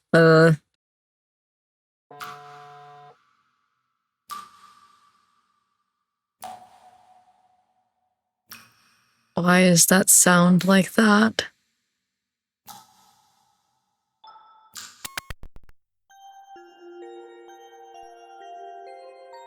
Okay, I go to bed early tonight. Good night. You finally enter your bedroom and switch off the lights. Oh, don't do that. Sleep with the lights on. But they flicker and sputter before finally surrendering. I can't speak anymore. Before finally surrendering to darkness. Slipping beneath the covers, you hear the quiet hum of the pipes. The low rush of cars on the street, and the usual footsteps of neighbors from above. But tonight, the footsteps multiply. A growing thump that becomes heavier, faster. Friend, do you want to sleep over? Do you want a slumber party? You start to wonder if it's something else. With a glance, you place your phone nearby, fingers itching for a quick call if needed, but eventually, sleep overtakes you. In the depths of that night, you dream of Kazuki. In a dim, hazy scene, he talks about his fascination with collecting insects, each word faint as a breath. The images, though, grow clearer. Beetles, cockroaches, or is it something different? Something sinister, its body snaking around the room like a creature just beyond your reach. You search almost desperately, trying to find its name, but it slips away, elusive, lost in the fog of your dream.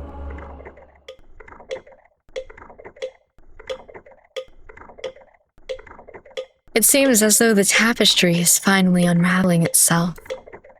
The key players have already made their first move. Though some have moved quicker than expected, others still hesitate, as if time waits for them. I wonder what your next move will be, my dear princess. Huh? Molting form and shedding skin, it claws the life from death within. Survival's call, a twisted creed. The ancient curse we're born to feed.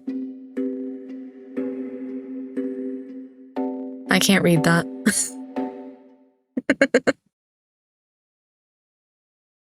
Oh boy, day 4.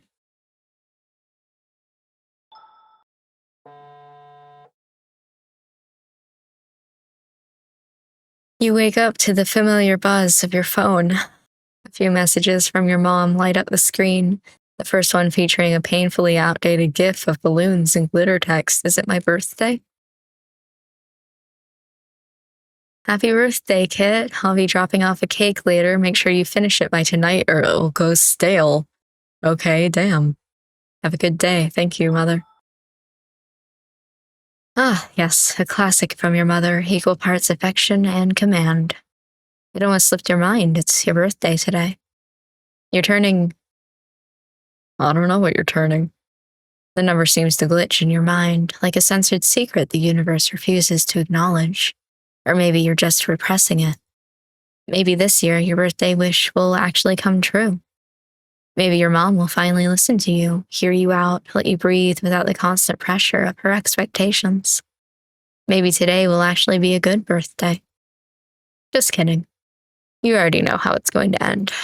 Oh well, no point dwelling on it now. You'll deal with it all after work. Hey, kid, happy birthday.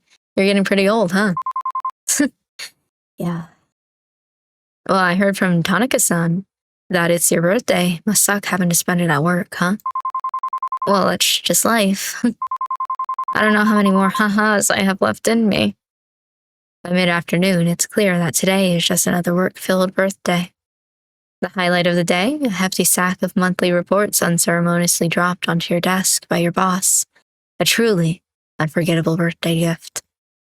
As you sift through your reports, a familiar voice calls out from behind you. Happy birthday. Thank you. You glance over your shoulder, offering a polite smile. You've said that quite a few times today. Oh, I didn't realize it was you, Ryota. Maybe I should have made my birthday wishes a bit more memorable. Don't worry about it. Honestly, I think I've heard enough birthday wishes to last me until next year. Hopefully you're not too worn out to actually celebrate it, though. Boss asked me to stick around and finish some reports, but if you're still up for a birthday dinner, I'll be at the station around 9.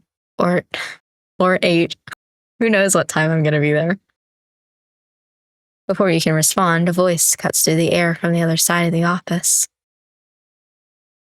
Hey, can someone help me with this? Ryota straightens up, already turning towards the sound. I've gotta go. Good luck with your work. And happy birthday, Kit. You go about your day as usual, the hours slipping by until it's finally time to head home. Stepping off the train platform, you pause for a moment, a thought lingering in your mind. How should you spend your birthday today? Well, we gotta get incense. Oh, interesting. There's not really much to do today.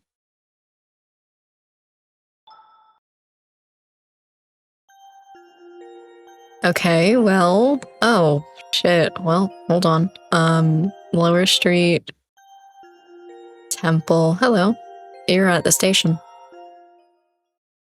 You head to the temple, and as you look around, you notice the monk tending to the shrine office. Excuse me, have you seen Haruki around? I wasn't looking for him! If he's not at his office, he's probably wandering around town trying to drum up business. Or maybe in an alley, fooling around with that damn cat. I forgot about the cat! You shouldn't meddle with him too much. Why, other than the obvious reasons? Because once he latches onto you, he doesn't let go. His persistence is relentless. The monk hesitates, his gaze darting around to ensure no one is listening. When he speaks again, his voice is barely above a whisper. Look, miss, I know you and he share a bond of some kind. You seem like a kind soul, but there's a shadow that follows him. I've seen what happens to those who stay too close. Nothing good ever comes of it, okay? I'm listening. The monk exhales slowly, his gaze hardening as he leans closer. His words drop to a near whisper, the weight of his words filling the silence. Word spreads quickly in the circles of those who deal with the unseen. Stories, whispers. They say he carries an unnatural shadow, an omen of misfortune, a harbinger of calamity. His expression darkens, and for a moment he looks as though he's reliving a distant memory. His master was a powerful exorcist, respected, skilled, but During a purification ritual, something went wrong. Catastrophically wrong. His master lost his life, and while some mourned and pitied the boy, others... He hesitates, glancing around as if afraid of being overheard. Others believe he was the cause of it. That's a lot to take in. I'm not saying he's evil or even ill-intentioned. Perhaps deep down he's a good man, but sometimes it's not the person that's dangerous, it's what follows them. And with him, the cost of association often outweighs the good. He straightens, his tone softening, though the gravity of his words lingers. Whatever you decide from here is your choice. But remember, there's wisdom in walking away from trouble, even when it wears a kind face. Choose carefully. Okay, let's talk about that for a second, because we have, the clock counting down, and I don't know when's a good time to talk about that. So we had the dream that was talking about us, being the source of catastrophe and calamity, and now we're having this that sounds so similar. I'm questioning if we're talking about something similar in our bond, air quotes, or if that dream was in his point of view, or what exactly was happening there. I feel like those two are connected. I just don't know how. Okay, that was something. I better go get Kazuki's incense while I'm here. I didn't need that, but thank you. Okay, let's look around real quick. Hello? What's this? I guess I better check it out. I'm out of coins. Maybe I'll come and pray tomorrow instead. Oh, okay. My sanity decreased. Okay, I'm never looking at that ever again. I'm looking to see if anybody's around. Oh, there's multiples of these. Cinema. Not seeing anybody, though. I'm not sure that I want to go into the alley. There's nothing on my phone that tells me anything to do. Find Haruki.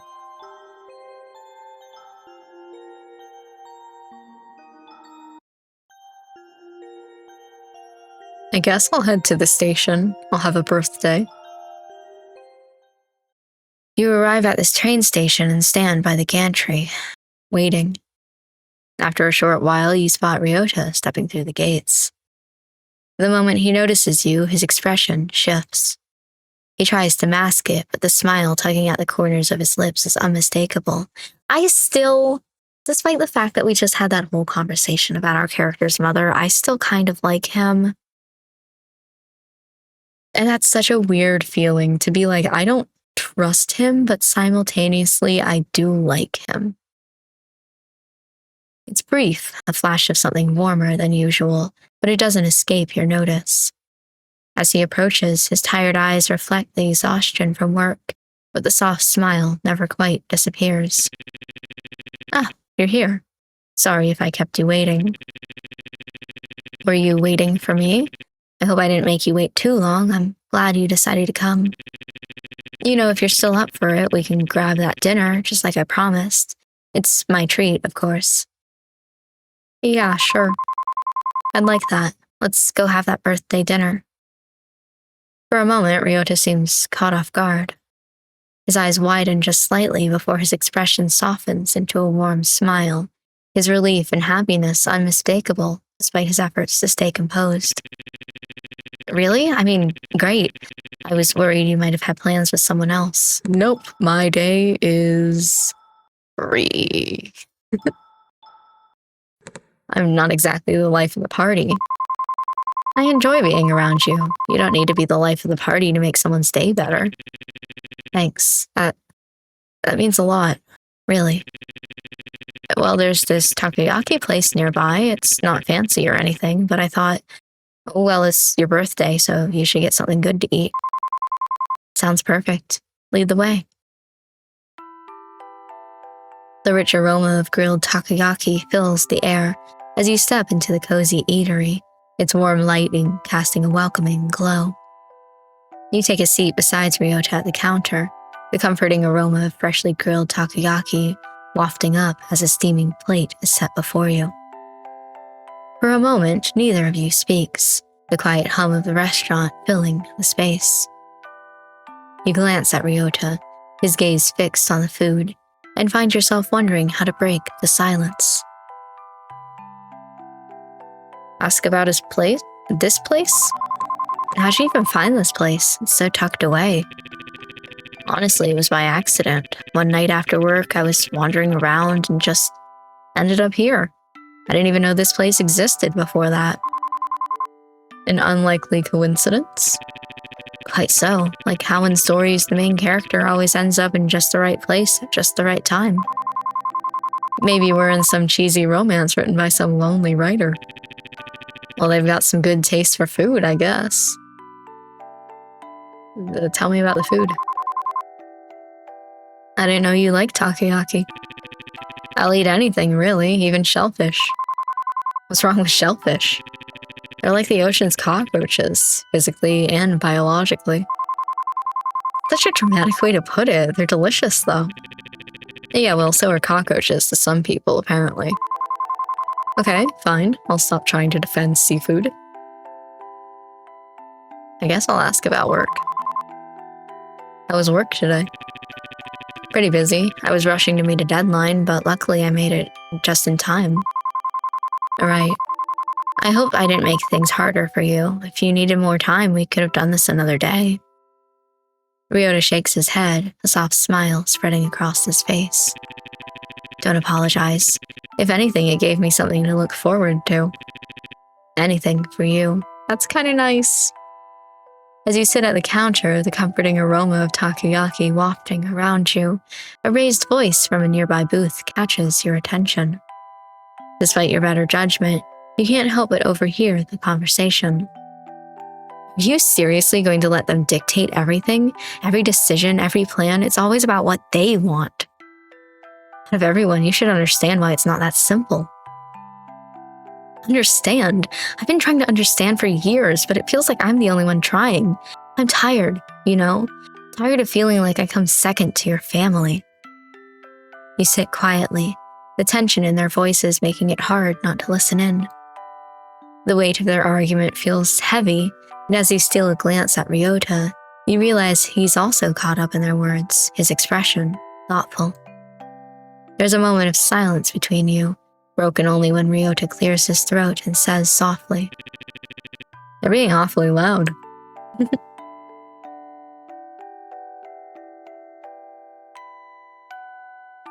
I don't know. I guess the future? What do you want to do in the future? Ryota looks up at you, clearly caught off guard by the question. He shifts slightly in his seat, blinking at you with a soft, curious expression. That's a bit out of nowhere. What brought that up? I don't know. It's just I didn't mean to, but I overheard that couple arguing about their families and stuff, and it made me think. For most of my life, it feels like I'm trapped in this bubble of other people's expectations. It's hard to know what I want sometimes. But that's my problem to solve, you know, to figure out what to do next. You hesitate for a moment, then meet his gaze, a little uncertainty in your voice. I guess I'm wondering what you'd want for yourself in the future, if you ever thought about it. Ryota falls silent for a moment, his brow furrowing as he looks down at his hands, pondering the question. The quiet stretches on, and you can see him mulling it over. When he speaks again, it's soft and deliberate. I've never really given it much thought, to be honest. If I had to choose something, I guess I know one thing for sure. I'd want to spend it with... Wow! There's a slight, almost imperceptible pause before he quickly adds, his voice a little rushed and sheepish. But you know, it doesn't have to be anything romantic if you don't want it to be. I really value being with you. Oh, well, I guess I do appreciate your company too. Your heart flutters, and you feel a rush of warmth spread across your cheeks. You can't help but smile at him, trying to laugh it off, though it's clear that his words have touched you more than you want to admit. The moment hangs in the air, And for once, you don't mind the quiet, feeling more certain of something than you have in a long time. Well, I guess this is the part where I give you your birthday gift. Birthday gift? Ryota, you shouldn't have. It's nothing much. I bought this a few months ago. I didn't know when it would be the right time to give it to you, but I thought your birthday would be the right time. You glance at him curiously as he reaches into his jacket pocket, his movements deliberate, almost hesitant. When he pulls out a small velvet box, your breath catches. He opens it to reveal a delicate necklace, the pendant shaped like a radiant sun. You doubt yourself a lot. I know that, but to me, you're the sun. You're bright, Kit. I'm getting rizzed, damn. His words leave you speechless for a moment, your heart full as you carefully take the necklace from him. Ryota, I don't even know what to say. Thank you. This means so much to me. You don't have to say anything. I just wanted you to know how much you mean to me. And, well, maybe it's a way to pay you back for everything you've done for me. You don't owe me anything, you know, but thank you. Really.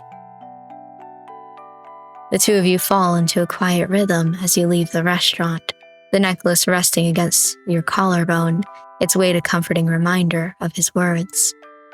You find yourself replaying them in your mind, marveling at how he could see you as something so bright and positive. You've never thought of yourself like that before, and now there's something unfamiliar bubbling up inside you, warm and fluttering. As you walk side by side, you're glad for the cover of night, the shadows hiding the telltale red creeping into your ears. Ryota walks beside you, his hands in his pockets, his presence steady and reassuring, and for a moment you wonder if he can feel it too, the quiet shift in the air between you. Okay.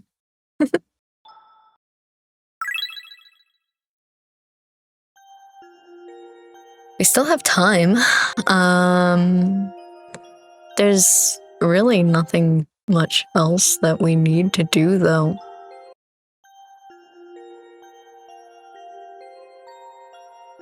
We could see if I could find Ren in the convenience store.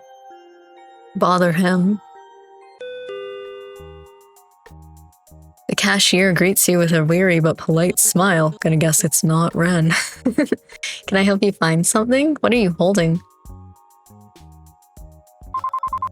By any chance, is Ren working tonight? The cashier squints at you for a moment, recognition dawning. Oh, right, you're that customer from a few days ago. The one who beat someone up with a mop. Sorry, he's not on shift today. You too close or something? Not yet. Whoa, you're a bold one, aren't you? You don't see someone who knows what they want every day. Don't worry, I'll make sure the message gets passed along. You just made tomorrow's shift very interesting. Let's go. You know, Ren's something else, I'll give him that. He keeps to himself a lot. I don't think I've seen him talk to more than a couple of people in the time I've worked here. Oh, you should see him sometime, seriously. Ren's a total mystery. He barely says 2 words to anyone, and when he does, it's like he's got a permanent stick up his... You blink, caught off guard by the cashier's bluntness. You try to focus on her words, but the way she describes him, it's familiar.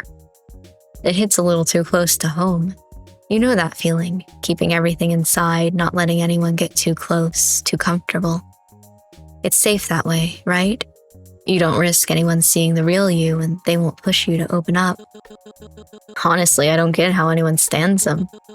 He's just so cold. I mean, I get it, he probably has his reasons, but come on. It's like he's allergic to smiling, or talking, or being human, maybe?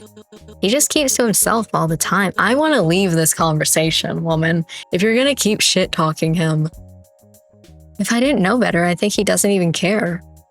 You shift uncomfortably, the words hitting a little too sharply. Maybe she's not wrong. Sometimes you wonder if people even see you. Are you really that different from Ren? You shut people out too, but what if he's just afraid? I mean, would it kill him to make small talk? One time I tried to talk about this fabulous vacation I had recently in Okinawa, but he just brushed me off.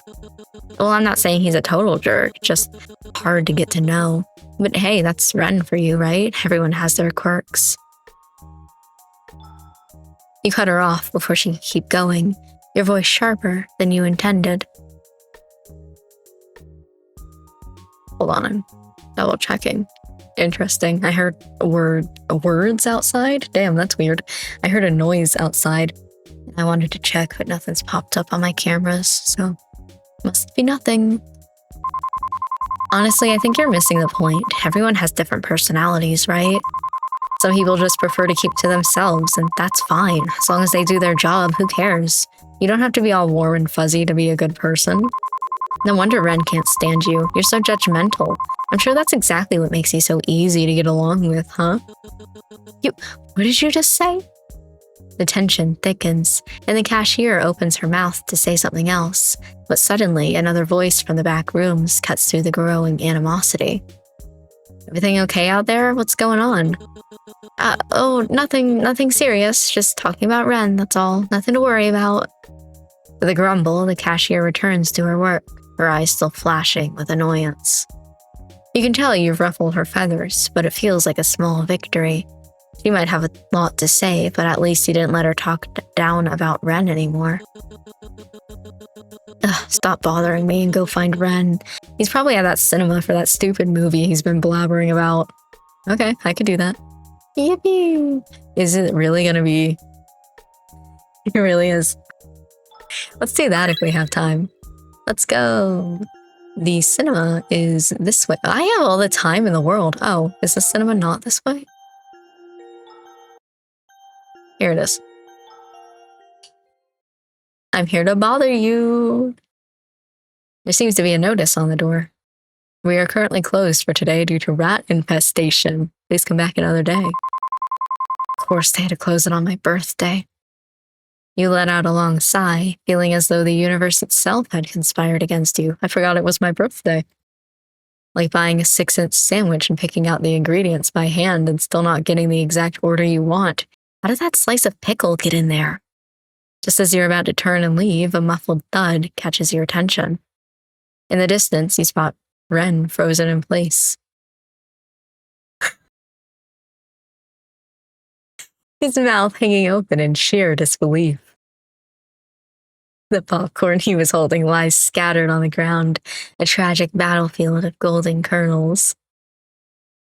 His face is etched with an expression of pure, unadulterated despair, like he's lost the 50th game in a row due to terrible role-picking choices from his teammates. Hey, bud. What the hell? Closure due to rat infestation? Last I checked, your mother doesn't work here. You glance over to see Ren muttering furiously under his breath, his glare fixed on the closed sign like it personally offended him. All days today?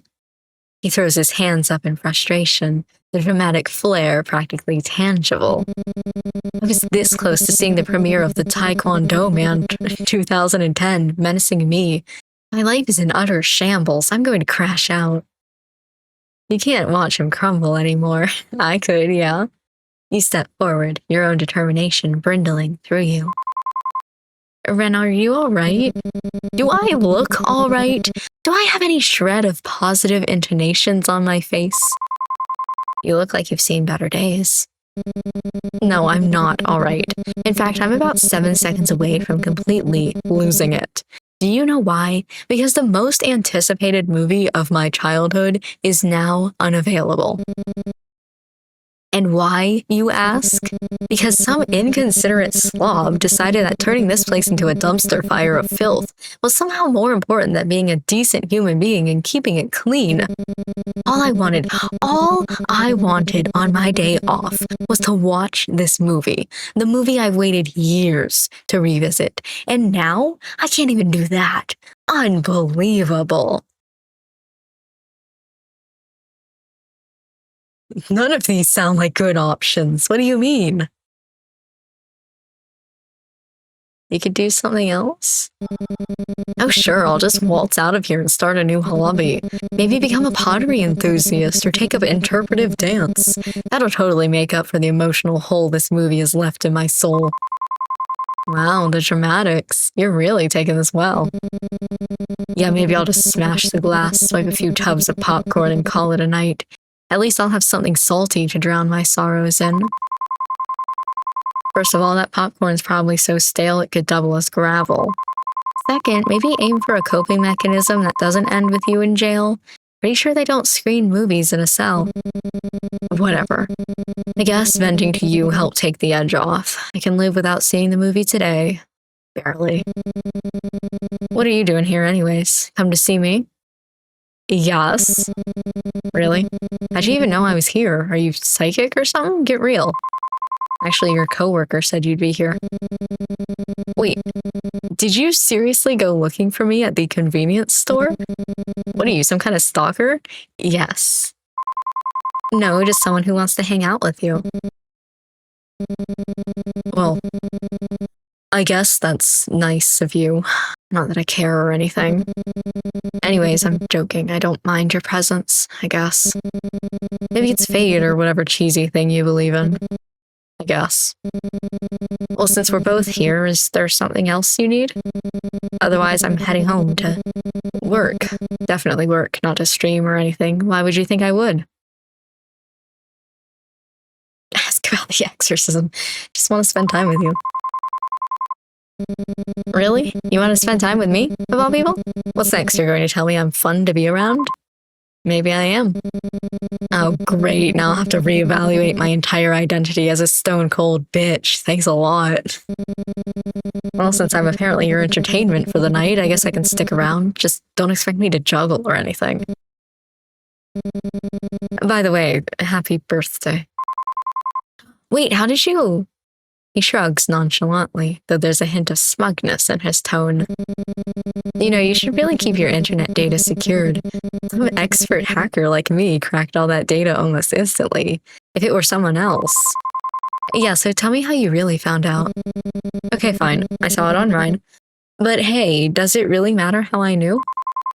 I guess not, but now I'm curious. Are you planning something? Planning something? What do you think I am, a party planner? I'm barely equipped to manage my own life. But if you're up for it, there's a place nearby that does great. It's not fancy, but it's better than nothing. Takoyaki sounds perfect, but only if you're treating. Let's go! 2 takoyakis in a row. Ren rolls his eyes, but doesn't argue. Fine, fine. Consider it my generous birthday gift. Just don't get used to it. With that, the two of you head off, a rare sense of ease and lightness settling between you.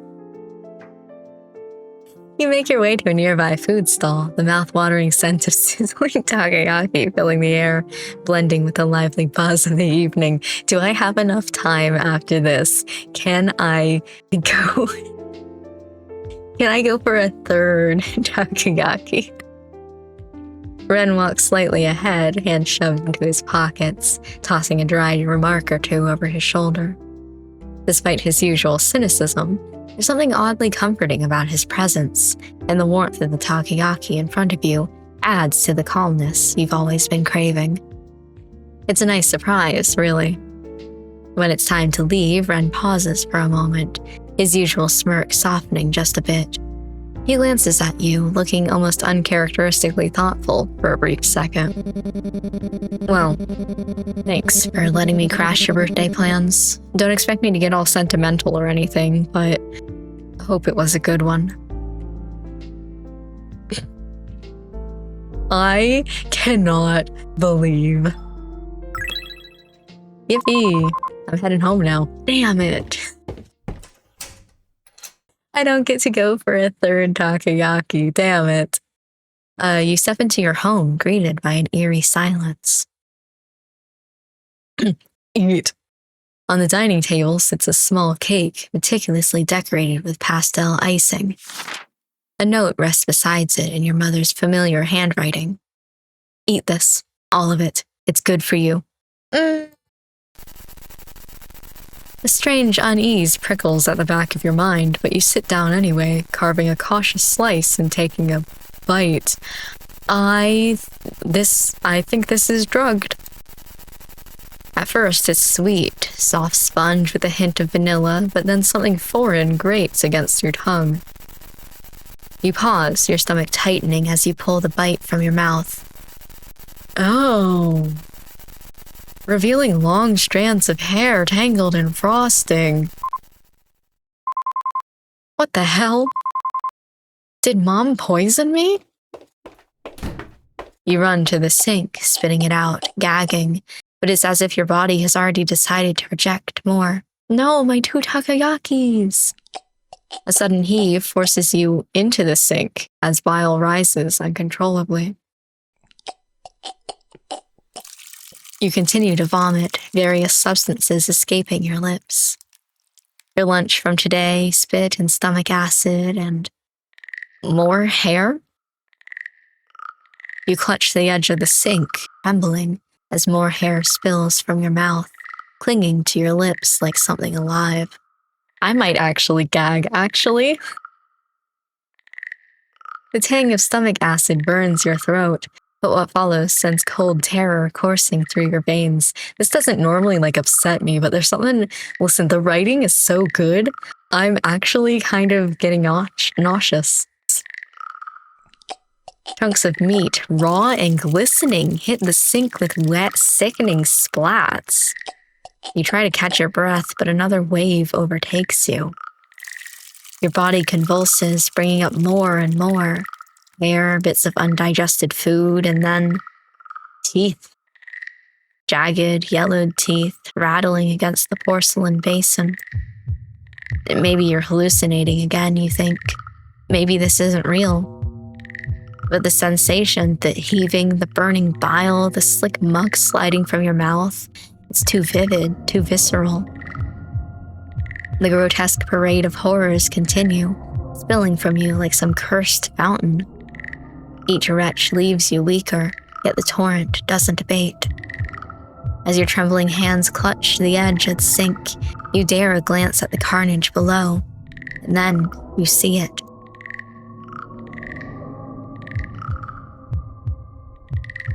Amid the hair, bile, and unidentifiable chunks, something small and malformed shifts. It's pink and slimy.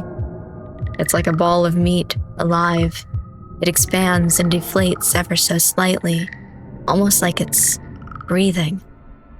You notice some of the chunks were teeth and what seems like an eye staring back at you. You can't seem to form the words to even begin to describe the horror that you produced from the depths of your throat. What? Grabbing the faucet, you turn it on full blast, desperate to erase the nightmare. Water gushes down, carrying clumps of gunk with it, but the sink quickly clogs. The fetid water pools around the mess, rising in defiance of your efforts. Frustration boils over. You seize the nearest object, a hairbrush, and jam it into the drain, jabbing furiously. The bristles bend and snap as you shove harder, muttering through gritted teeth, then shouting, "Go down already!" Each shove is punctuated by your screams, your voice hoarse and cracking. The sink gurgles as bits of the gunk slowly spiral downward, disappearing into the pipes. That looks like a hand. Finally, the water drains, leaving the basin empty except for lingering streaks of slime. You stand there, panting, your knuckles white as you grip the edge of the counter. The silence that follows is deafening, broken only by your ragged breathing. And then you hear it. Faint but unmistakable.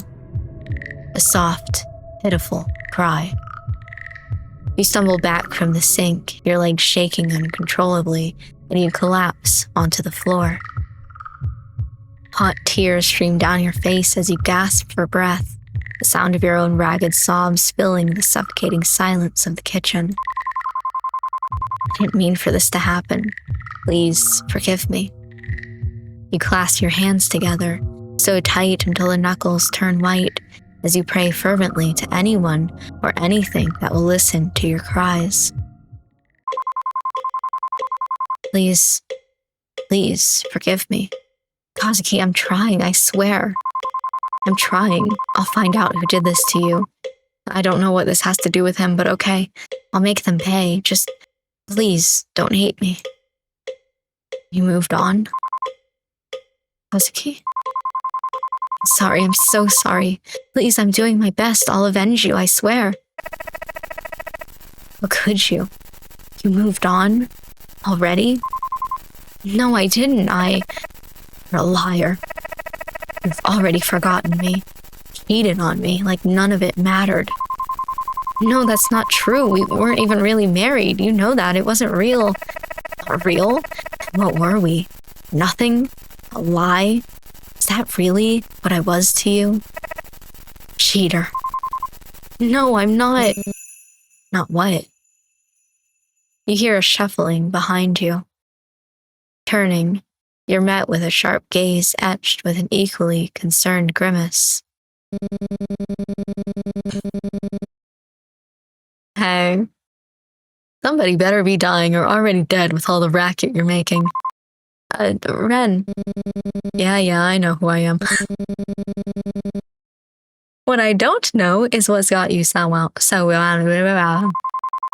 It's nothing. I'm sorry about the noise.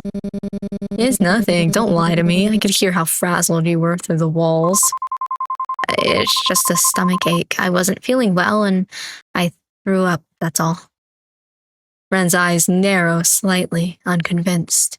He scans the room, his gaze landing on the untouched cake sitting on your table. You feel something shift within him. Concern? Anger? You're not sure, but his tone changes, sighing as he looks back at you with a gentler look. Your ex-husband. He's the one hurting you, isn't he? What? No, I don't know what you're talking about. The noises, the supernatural stuff, all of it, it's him. He's the one doing all of this. No, it's my fault. I'm the one who's making him act this way, because I moved on and his spirit, it's stuck. It's my fault. Ren steps closer, his posture tense, his presence subtly overwhelming. Stop. Let's not pretend he's innocent in all this. He's the one haunting you, isn't he? Vindictive, spiteful, acting like you owe him something. It's not love, and it sure as hell isn't your fault. No, he's not like that. He's evil, cruel, selfish. He always was, wasn't he? Even in life, he couldn't let go of his ego, and now in death, he's clinging to it like some twisted badge of honor. No. Kazuki isn't like that. He was a good person. He cared about me, about everything. He was kind. What do you even know about him? It was me who hurt him. I'm the bad person. I'm the one who ruined everything. He's a good person. Right. You know that, so you do. So do you think whatever's haunting you is that same Kazuki? If you believe what you said, why can't you accept that whatever's haunting you isn't him? His words hit like a splash of cold water, jolting something inside you. You don't know what you're talking about. Look, I didn't want to get involved with you at first. Honestly, I thought it'd be easier to keep my distance, but now you're someone I can't just sit back and watch suffer. Don't look at me like that. Look, I might not look like it, but I've always got a sixth sense. Not a sixth, a six. Sensing spiritual stuff and whatnot. Plus, I know how all those religious type people are. What are you even trying to say? I don't understand, Ren. I'm saying whatever's haunting you, it might not be Kazuki. Spirits, real ones, don't care about fairness. They latch onto pain, vulnerability, and sometimes the fear people stir up around you makes it worse. And your mom, we all saw how she was yesterday. You can't tell me she hasn't fed into all of this. But it's too much of a coincidence. Everything started after Kazuki died. You try to hold your ground, push back against his reasoning. But deep down, there's a part of you, a small, trembling part that knows he's not entirely wrong. And admitting that feels like losing a part of yourself, of everything you've endured. No, but there are always bad people, whether in life or in death, who will take advantage of that tragedy. Plus, you already admitted yourself, Kazuki was a good person.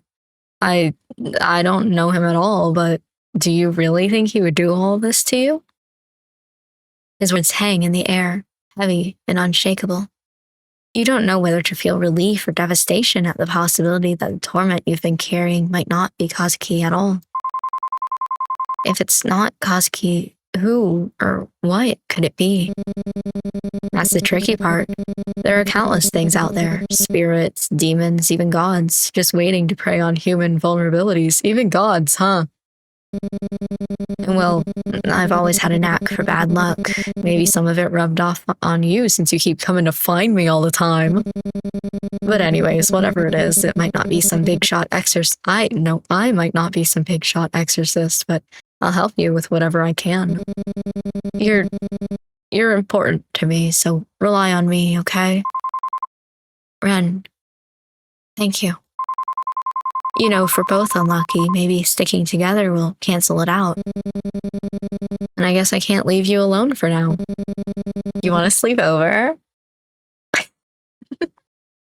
Anyways, enough of this sentimental stuff. So, before I go, I need to tell you these sorts of spirits cling onto people's emotions. Especially your sanity. You've been doing well so far, don't let that thing get any stronger. Definitely not looking forward to that. Don't worry, I'm always a knock away. If I hear any more noises, I'll make sure to punch a hole through that noisy bastard. I'll hold you to that, Ren. Eventually, after checking through the house one last time, Ren says his goodbyes. Once he's gone, your gaze falls to Kazuki's altar. His framed picture, still and silent, gazes back at you. The smile he wore in death no longer holds malice or anger, hatred or greed. No, it was that same smile he had at your wedding, reassuring you that everything was going to be fine. And somehow, you believe it still is. Okay. I don't know whether or not I did the incense thing, so an unshakable, uneasy presence lingers in the air. It's that quiet, lingering sensation like something is just slightly out of place, yet you can't quite grasp what's wrong. But in the end, this is still Kazuki's shrine. It holds the weight of his past and the complexity of your feelings, whether they lean towards resentment or something softer. No matter what, it's still Kazuki. I'm starting to wonder if the offerings that I'm leaving are to the spirit and not... Like, the more offerings that I leave it, the angrier it becomes, but I'll do it again anyway. Yet after days of doing this, doubt creeps in. You're not sure it will make a difference. And still, you do so anyway. As you bow your head in prayer, guilt lingers, an unshakable weight pressing against your heart. No matter how much you do, it never feels like enough. Not after everything that's happened. Not after the past few days. You tell everyone you're fine, that you're moving forward, but deep down, you know the truth. Then, just as doubt threatens to consume you, a familiar scent drifts through the air. Warm, unmistakable vanilla, curling softly through the house from nowhere at all.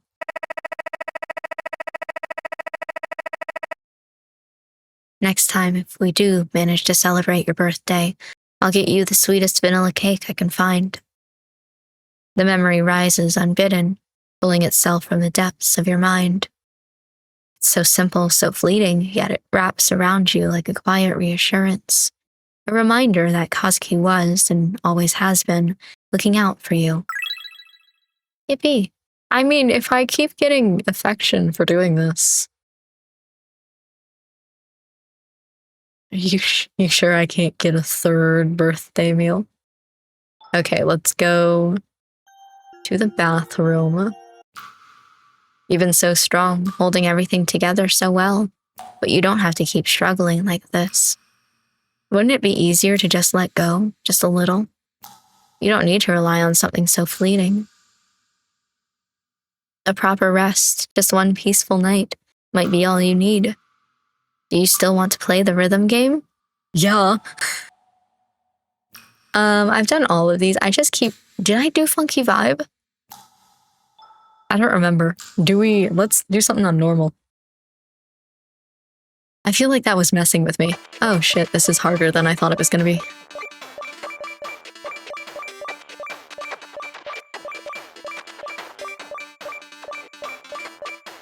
Oh shit, motherfucker, I lost it.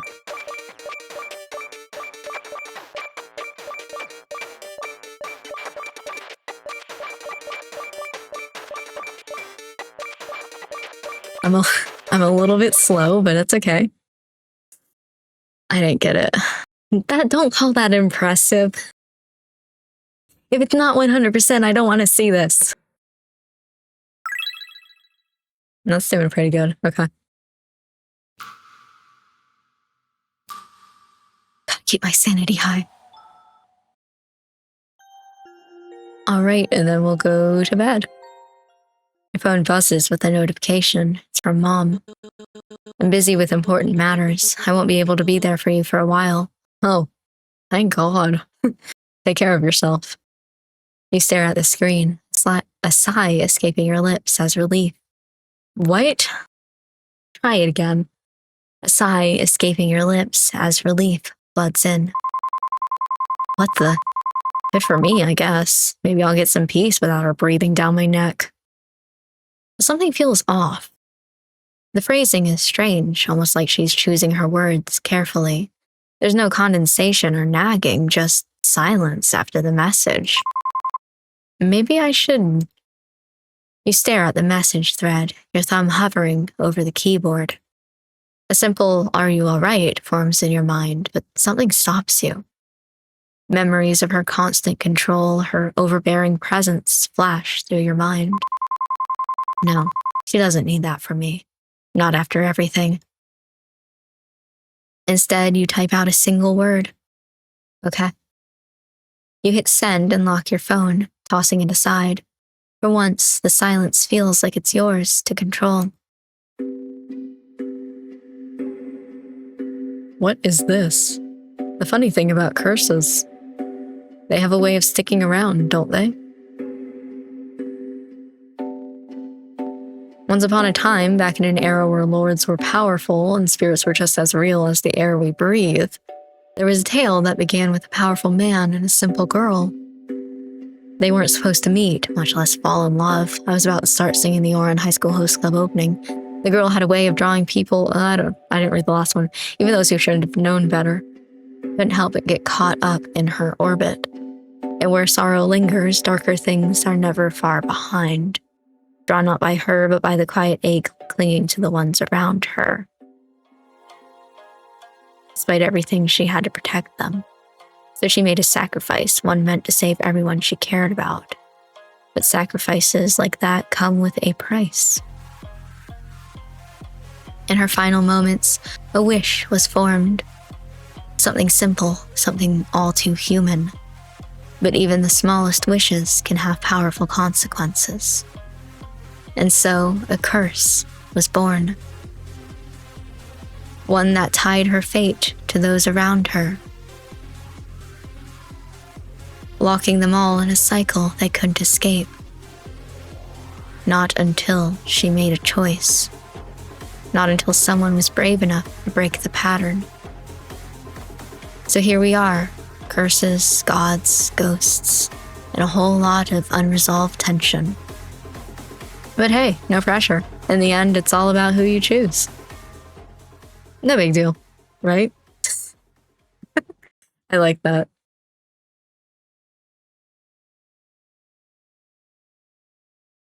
Day 5. Okay.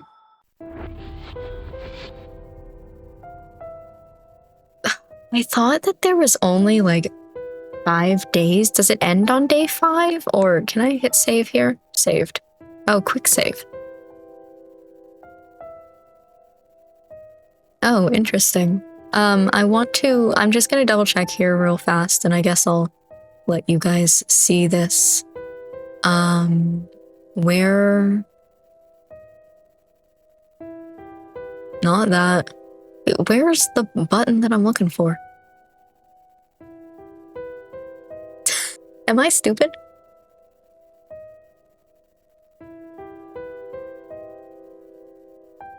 I must be. Okay, hold on. We'll do something else then.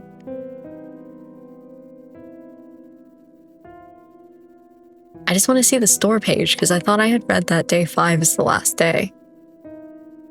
So I want to double check. The demo is currently being worked on. You'll experience the first 4 days of the story and interact with the main characters. By the 4th day, the character of the highest affection will appear, leading to their route.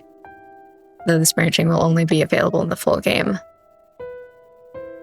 Oh, so I guess that means that I have the highest affection with Ren, because he's the one who appeared. There are bad endings lurking. Ooh. Okay, so yeah, the demo consists of the first 4 days of the story. Okay, because it's getting late at night, and so I didn't want to keep playing if this was going to, take a while, but supposedly it should be ending, so I'll just continue on. You dream of the past few days, your fragmented memories stitched together in the haze of sleep. Faces flicker in and out, voices echo in half-formed thoughts. You're seeing people again, connecting, resurfacing from the place you've buried yourself in for so long. You're finally crawling out of that pit that you've spent in for the last few months. But you're beginning to feel tired. You don't know how long you can keep this up. You dream of Ryota, or the way he stands beside you, quietly, like he's always been there, like he never left. You remember how easy it was, this is really loud in my ear, to overlook him before. He never demanded anything, never asked to be seen. But now, in the silence after everything fell apart, you notice the way he listens. The way he tries, in that subtle, quiet way of his, to make things feel safe, even if he's unraveling too. You didn't see his kindness before. And it hurts, knowing it took your own tragedy to recognize the warmth he's been offering all along. You wish you had noticed sooner. You dream of Haruki. He's laughing. Don't do that in my ear. He's laughing again, effortlessly bright, skipping stones like nothing in the world could weigh him down. You barely know him, and yet he looks at you like he's known your sadness forever. There's something about the way he brushes off the dark with jokes and half-serious stories that makes you want to believe in something. Anything. And that terrifies you. You don't understand him. A part of you wants to run. You're afraid of what he knows, but something draws you into him. You might be losing your mind. Can we go back to the happy feelings, please? Thank you. You dream of Ren. He used to be just a name, your neighbor you never thought twice about. But now he's everywhere. In the hallway, on the street, in your dreams. It feels like something is guiding him towards you or dragging him back from the edge. You can't tell if it's fate or punishment or mercy. Sometimes he looks like he's carrying a burden too heavy for words, like there's something inside him clawing its way out. You wonder what changed. You wonder why you feel like you're supposed to understand him. Why, when he looks at you, you feel like you're both trapped in the same impossible story. You can't tell if some sort of divine intervention is punishing him or giving him a second chance. You never thought you'd find light again, not after Kazuki's death. But somehow, you're still standing, still breathing, still piecing yourself together, bit by bit. Maybe he's watching over you. He would have probably said something like, "You should believe in yourself more, Kit. You're strong in your own way. You've done well. I'm proud of you. I haven't done much, but you've done well, better than anyone expected from you." Maybe. I guess so. I'm sorry I had to leave so soon. I wanted to stay. I really did. I know. That's why I tried so hard to find out what happened. To help you, to help us. You've carried so much, Kid. And my biggest regret is not telling you the truth when I had the chance. And even now, you're picking up the pieces I left behind. I'm sorry, but you're not alone. You've met a lot of people who care about you. They really do love you, and as jealous as that makes me, you might love them too, or at least grow to. I hope my memories won't stop you from living your life. What we had, it meant the world to me. Even if it was short-lived, it mattered. You mattered. In this life and the ones before it. Thank you. I hope to see you soon, but I know that you'll be making your choice soon. Or maybe by the time you see this, you've already done so. Regardless, I love you. Let's meet again soon, Kit. That was nice. You wake up, the dream already fading like smoke in the morning light. You reach for it, desperate to hold on, but it slips through your fingers. You're sure it was something kind, something warm, yet all that's left is an empty ache where the memory should be. For a moment, you just lie there, stuck between sleep and waking, trying to hold on to the quiet before everything comes rushing back. And then you remember. The worry settles in again, heavy and familiar. You grab your phone from the nightstand, hoping, stupidly maybe, that there's something waiting for you. Nothing. No messages, no calls. Still nothing from her. You stare at the screen for a while, your chest getting tighter. Maybe something did happen. Maybe something's wrong. You want to text her. You almost do. But your fingers freeze. What if she says something you don't want to hear? What if she says nothing at all? She's your mom. You care about her. Despite everything that happened, you still do, right? You pull the blanket tighter around yourself, trying to block out the awful feeling in your chest. I'm a good daughter, you tell yourself. I am. I'm being emotionally manipulated. You pick up the phone gingerly and ring your mom. It rings once. It rings twice. But again, nothing happens. Why do I even bother? She's not worth it. Suddenly, your phone buzzes, and despite the mental turmoil a few seconds ago, you snatch your phone, frantically unlocking the new message from your mum. Ooh, we're British now. Please stop calling this number. As I said before, I will be gone for a while. Keep your heart open and seek out our wisdom. I don't want to do that. There it is again, that sense of unease. With everything that's happened last night and this weird thing going on with Mom, maybe I should call in sick today. Hey, I'm really sorry, but I'm not feeling great today. I don't think I'll be able to come in. I understand. Is everything all right? Yeah, it's nothing big, just tired, I guess. I'll be fine after some rest. Are you sure? You know I'll always be here if you need anything, Kit. I know, I'm just tired, that's all. I just need a bit more sleep. Alright. Take it easy, okay? If you need someone... Nope. If you need anything, even just someone to talk to, I'm around. Thanks, Ryota. I appreciate it. Of course. Get some rest. You switch off your phone and slip into bed. The sun hasn't fully risen yet, but the morning sun feels cold and sterile, reminiscent of the night before. You close your eyes, but your thoughts claw their way back to your mother. You try not to think about her. You try not to care. But the fear creeps in anyway, quiet like the never-ending noise in your head. Your skin feels damp with sweat. The sheets feel too tight. Your hair tangled around your neck feels like it's choking you. Your pulse thuds heavy in your chest, louder than it should be. Too loud. Too similar. They sound like the drums, like the ones you hear when no one's around. Like something waiting just beyond the edge of sleep.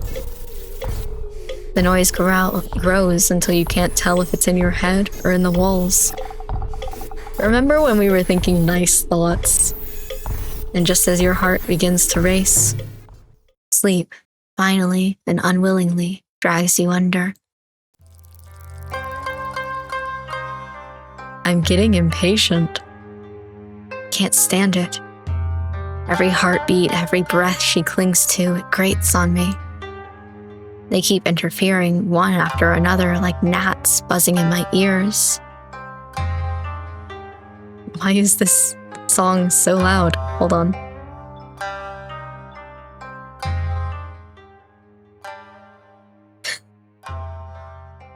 Damn. But it's her I want. Just her. Just one crack, one slip. Let the fear splinter her resolve. Let the despair hollow her out. I just need her to crack. And then, finally, I can feast. The others, they're moving faster than I anticipated. Their hands are all over the board, pulling her this way, that way, away from me. We have to act now before she... No, not again. I won't lose her to them again. She won't make the wrong choice. She won't. I just need one more chance. One opening. One whisper in the right ear. Joke's on you, I'm listening with my earbud in my left ear. If I can reach her again, just once, she'll remember. She'll remember everything. And then she'll come back to me. You jolt awake, breath catching in your throat. Your eyes blink against the light, only to realize there is none. You fumble for your phone. The screen glows to life. Two things greet you. The time, 8 p.m., and a single message from your mother. Your heart stutters as you unlock it. The message is short, unmistakable. I'm fine. Okay, I didn't ask. You stare. Your chest tightens. You don't know what to feel. You're never one to linger in communicating with her. A quick word or two usually suffices, and yet, this time, unfamiliar weight coils in your chest, slow and insistent. A flicker of uncertainty, sharp as a spark, begins to burn beneath your ribs, urging you to reach out and ask for more. You want to ask her, "Are you sure? If something's wrong, please let me know." But instead you hesitate, your fingers hovering over the screen. You know you should. You know you want to. But you can't bring yourself to do it. No. Maybe it's nothing. You're just being paranoid. Nothing to get too worked up over, as Mom always says. You tap send. But then, nothing. The screen pulses with silence, followed by the system error. Message failed to send. Recipient unavailable. You feel the burning rise again, bubbling up behind your eyes, hot and relentless. She probably turned off her phone. I'm just being overly anxious again. Maybe I should just get out for a bit, run some errands, even if it's late. You clean yourself up and head out, trying hard not to think about anything else. But no matter how hard you try, her words cling to you, because you know far too well how it is to lie so easily. I have no tasks. And that's the creepiest part of them all.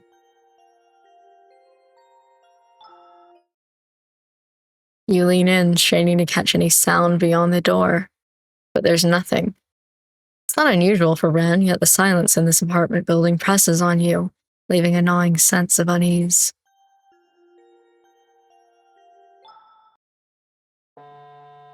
Suddenly, your phone rings. It's Yoko. Ah, hello. I was worried you wouldn't pick up. Ryota mentioned you weren't feeling well today. I hope you're doing a little better? Well, maybe just a little better than I was this morning. That's a relief. Sorry for the sudden call.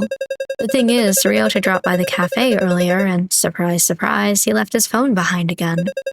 I was wondering, could you pick it up and hand it to him tomorrow morning at work? Sure, no problem. I was already out anyway. I'll swing by the cafe to grab it. Thank you.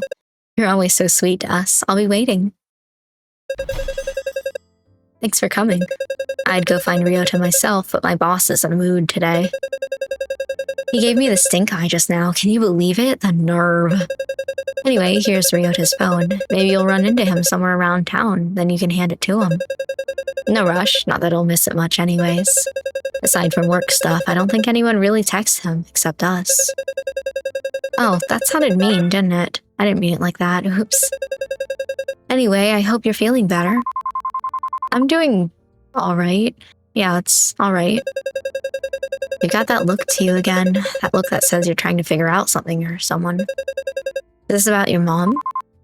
How did... You've always got that distinct frown whenever you think about your mom. She's keeping things from me again. I mean, she's always like this, but I don't know why this time it feels particularly stressful. And I'm afraid of pushing and asking her because that's not like me either, to worry so much about her. I'm just confused and scared. Scared of what she might say. It's terrifying, isn't it? The idea of not knowing. It's even more terrifying to ask. Not just because of the lies, but because once the truth comes out, it changes everything. Maybe you're not sure if you even want to know everything. Because what if knowing makes it worse? But you can't live your whole life walking on eggshells, Kit.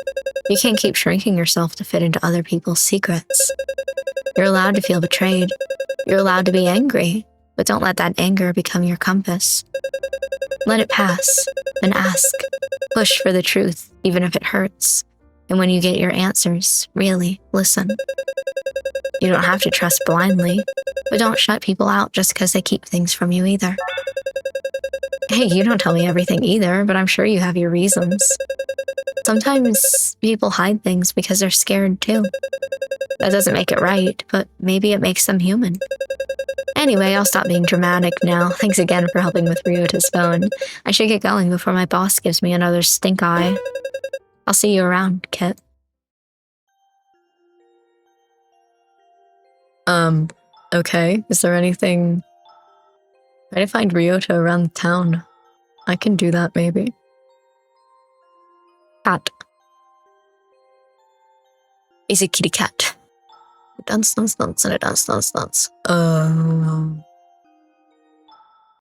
While I'm around, nobody's there. Not even the grumpy cashier woman who's usually hard to miss. Instead, the store is quiet with only the faint buzz of the fluorescent lights overhead.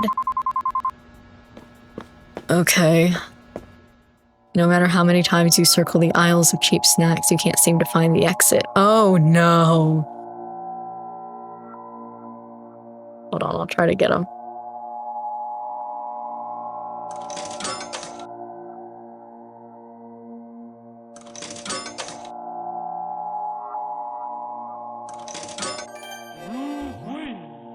You finally find the exit, though you're not sure how. Maybe your mind is just playing tricks on you, but something about today feels off. That's why I keep trying to find Ren. So I'm sure he'll help.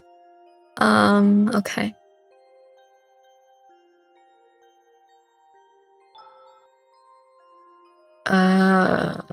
Looking for anybody. At the cinema? You head to the cinema. Only one movie is playing today, and its title is a little weird. Loop 879. I don't think I've seen this one before. Maybe another time. Okay. Cat? You feel a tap on your shoulder.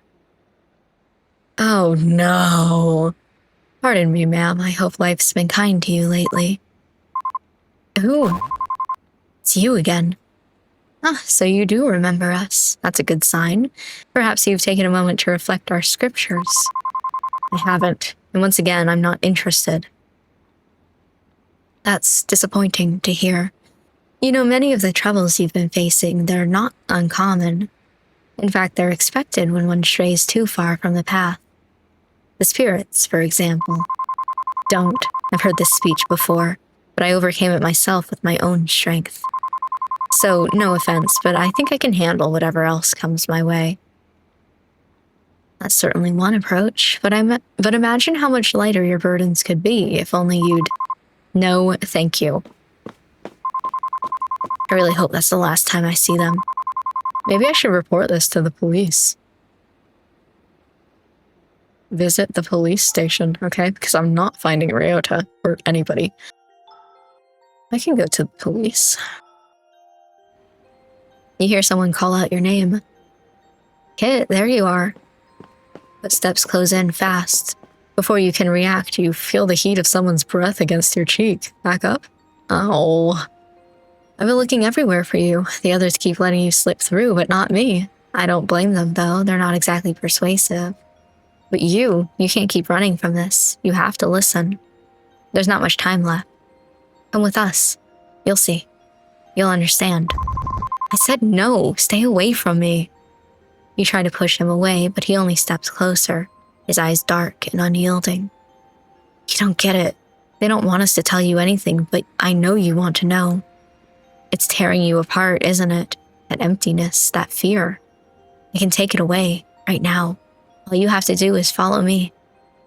The stranger reaches out to grab your arm, but stops himself, lightly hovering above your skin. One step is all it takes. No, I'm not going anywhere with you.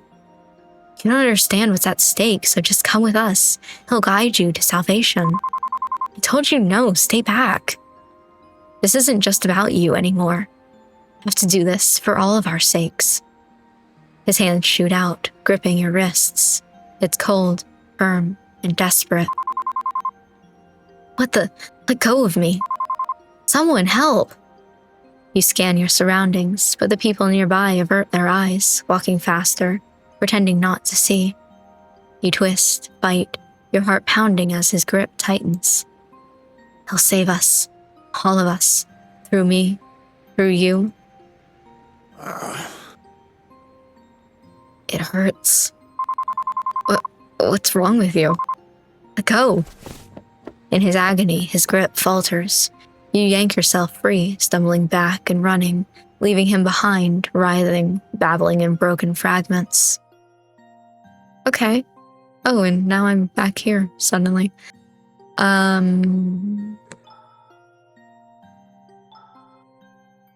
So, I don't know that visit the police station was really the thing to do.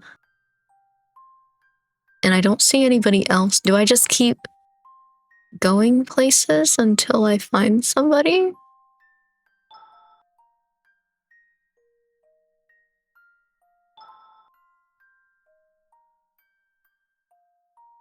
Maybe we check out the library. I haven't been there yet.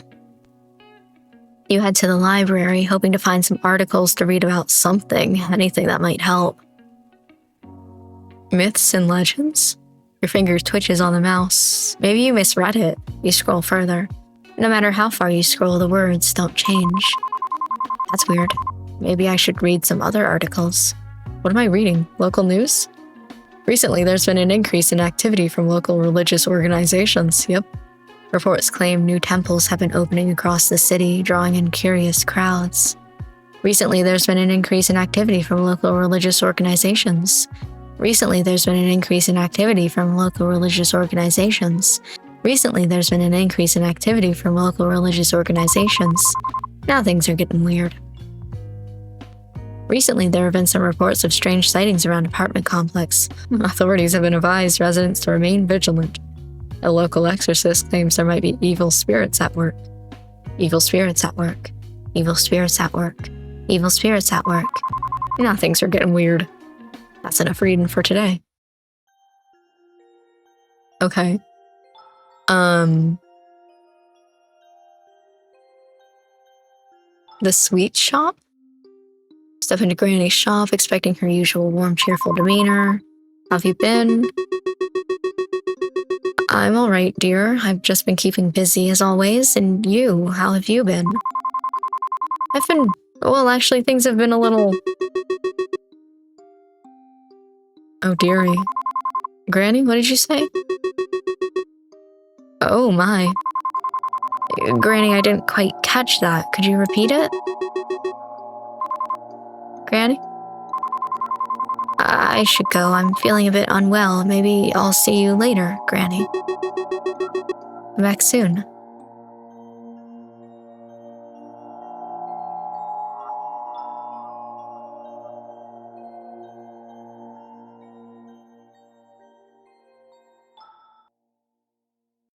You knock on Haruki's door. There's no answer. But something feels off. The door is slightly ajar. You hesitate, then push it gently, stepping inside. Haruki? The office is dim and cluttered, as if it hasn't seen sunlight in weeks. Papers are scattered across the floor, stacked in unstable towers on the desk. Sticky notes cling to old monitors like wilted leaves. His office is a cluttered mess, papers strewn across every surface, piles of folders threatening to collapse, the floor barely visible beneath it all. But what really catches your eye are the objects that don't belong. Strange talismans pinned to the walls, amulets strung across shelves like charms warding off something unseen. A shrine of beliefs and symbols, wedged awkwardly between coffee-stained reports and half-filled notebooks. Faith woven into filing systems. It doesn't make sense. And yet, somehow it does. It makes just as much sense as Haruki. Just like him, his office was messy, disorganized, but deliberate.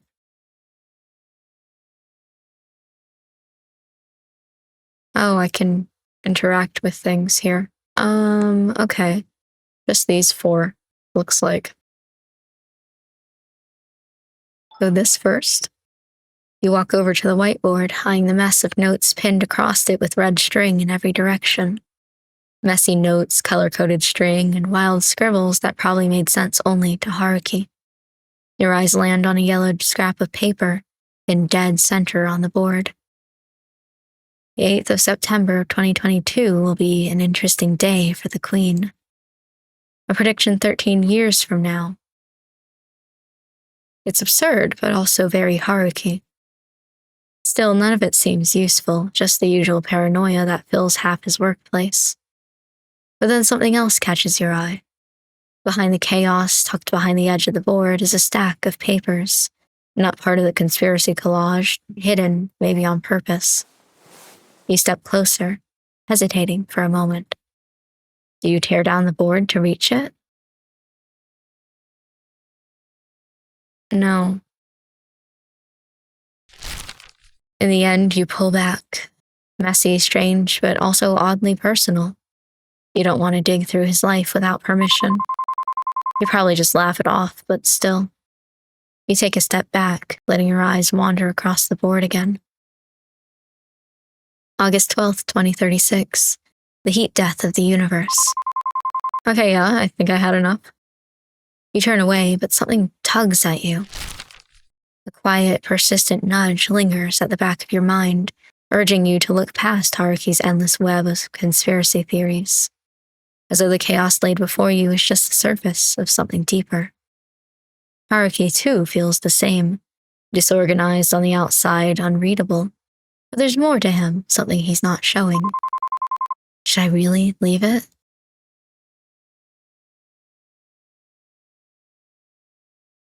You stare at the cluttered board one last time, hand lingering at your side. You tell yourself moving anything would just make a mess, that it's not worth it. But deep down, maybe you're just afraid of what you'll find. Haruki would never say it outright, you know that. He talks in riddles and half-truths and vague warnings. Whatever this is, it's not something he'd hand over willingly. And maybe something about it doesn't feel right. Maybe that's what's stopping you. You step away, leaving the papers untouched. The answers, or whatever they are, stay buried beneath the chaos. For now, you choose not to find them.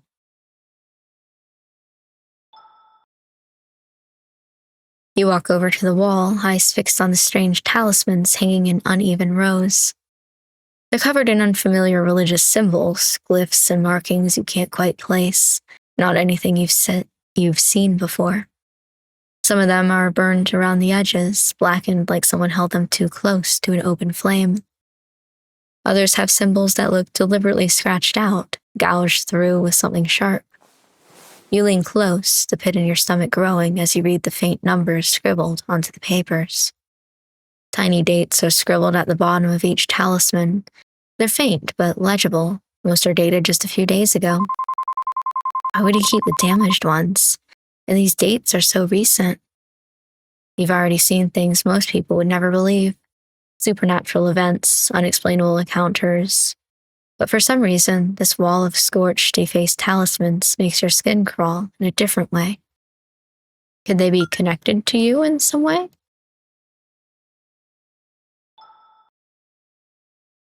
You take a step towards the window and glance outside. Down below, cat. A stray cat is curled up in the alley, fast asleep. It's completely unbothered by the chaos of the world around it. You watch it for a moment, feeling a strange sense of calm wash over you. The cat stretches, yawns, and then settles back down, its tail flicking lazily. You can't help but envy it. Oh, to be a cat sleeping in an alleyway in the middle of the day. It's nighttime, but okay. You step carefully around the clutter, avoiding the mess of folders and papers scattered across the floor. You pick one up at random and begin flipping through it. Notes, case files, client reports. Haruki's handwriting scrawls across the pages, some neat, others frantic. The one entry is about a housewife convinced her home was haunted. Turns out her teenage sons were staging ghost videos to upload to YouTube. The top video got 100 views. Another file talks about an overworked office lady who suffered such intense grief it began attracting malevolent spirits. Not ghosts of the dead, just things. Negative energy is drawn to pain like flies to rot. That one hits a little too close. Still, judging by the sheer volume of these cases, business seems to be booming. Haruki's either incredibly good at what he does or just convincing enough that desperate people keep coming back. Maybe both. You included. Then something folded neatly between the pages catches your eye. You pull it out. A flyer. Familiar. The same one you've seen before, the one from that religious sect. So they're targeting Haruki's clients now. You frown, thumbing the edge of the paper. Guess they'll take anyone who will listen. Anything else in here? No? Okay. You walk over to the whiteboard, eyeing the mess of notes. Messy notes, color-coded string. I don't know why I'm not getting a background. There's nothing new here. Oh, I don't get to actually look at the stuff behind it. Suddenly, the phone in your pocket vibrates. Without thinking, you pull it out, but then pause when you realize it's not yours, it's Ryota's. The screen lights up with a new message. It's from your mother.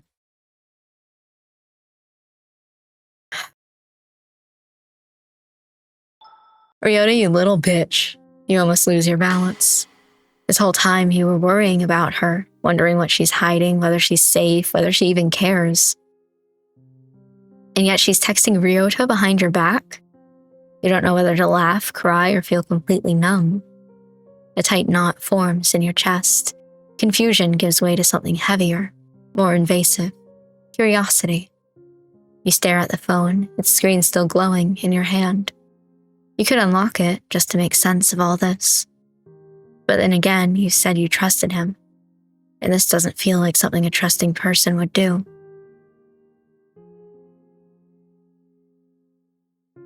I don't trust him, but I'm also not going to hack into his phone. No matter how curious you are, you can't bring yourself to unlock it. You don't want to betray Ryota's trust, not after everything he's done for you. I don't trust him, but I'm going to give him the benefit of the doubt. You take a deep breath, trying to steady your racing heart. Maybe you'll regret this. Honestly, maybe you already do. The screen lights up again, the message flickering like it's waiting for you to change your mind. Can you really live with not knowing the truth? You stay firm. Whatever answers might be waiting behind that lock screen, you decide you don't want to know. At least, not like this. You press the power button and watch the screen go dark. Then, without another word, you slip the phone into your pocket. Out of sight, out of reach. But the weight of it stays with you.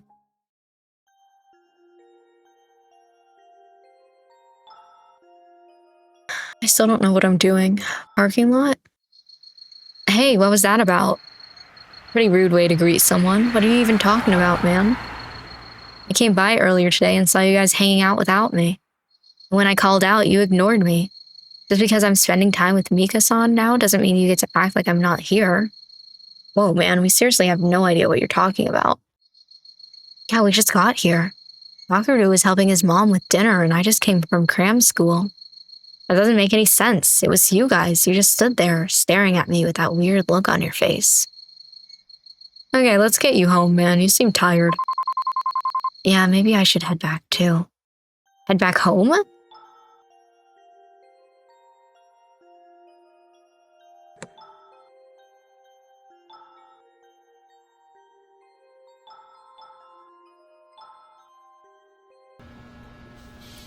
The glass doors slide open with a sluggish hum, yet the place feels wrong. Oh great, I'm gonna get stuck in another store.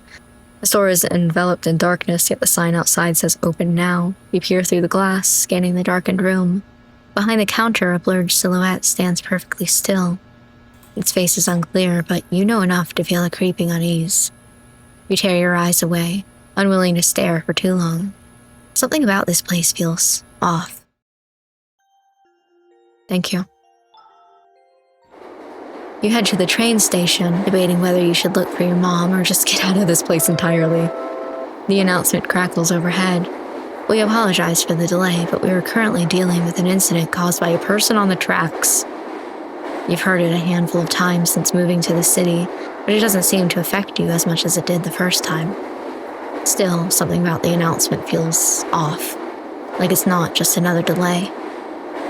You glance around, but the station is eerily quiet, save for the faint hum of the eerily quiet, it's really loud. Save for the faint hum of the fluorescent lights overhead.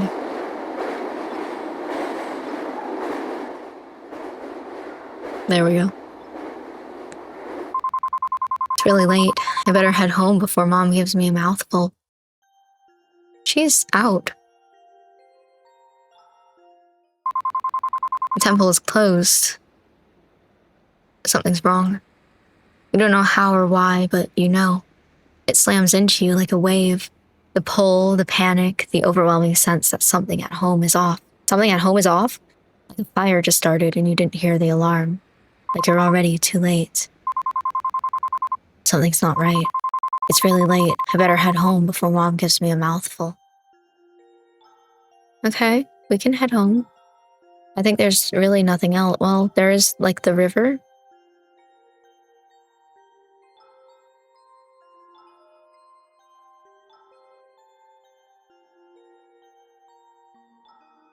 Check on him one last time.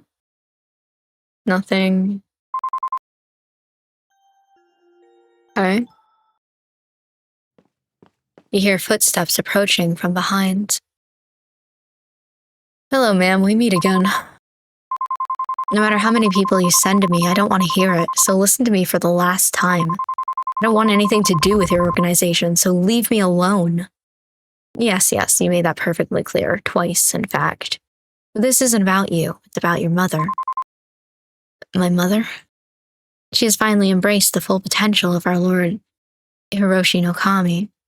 She's transcended, she's become one with him. What are you talking about? Where is she? As I said, she has risen in ranks and she is one with the Lord now. We can help you too, just as we helped her. So come, follow us. We'll give you salvation. No, just tell me where she is. She's with us. And judging by the look on your face, you're worried. She sent you a message, didn't she? What did it say? She said she's fine, but... And now you choose to play the loving daughter? How convenient. You ignored her for so long, and suddenly her absence means something to you? What do you know about our relationship? I do care about her. Things are just complex, and our relationship is complicated. Don't you want to fix that? Not too late. You can still have the mother you always longed for. It's all within your reach, as long as you join us.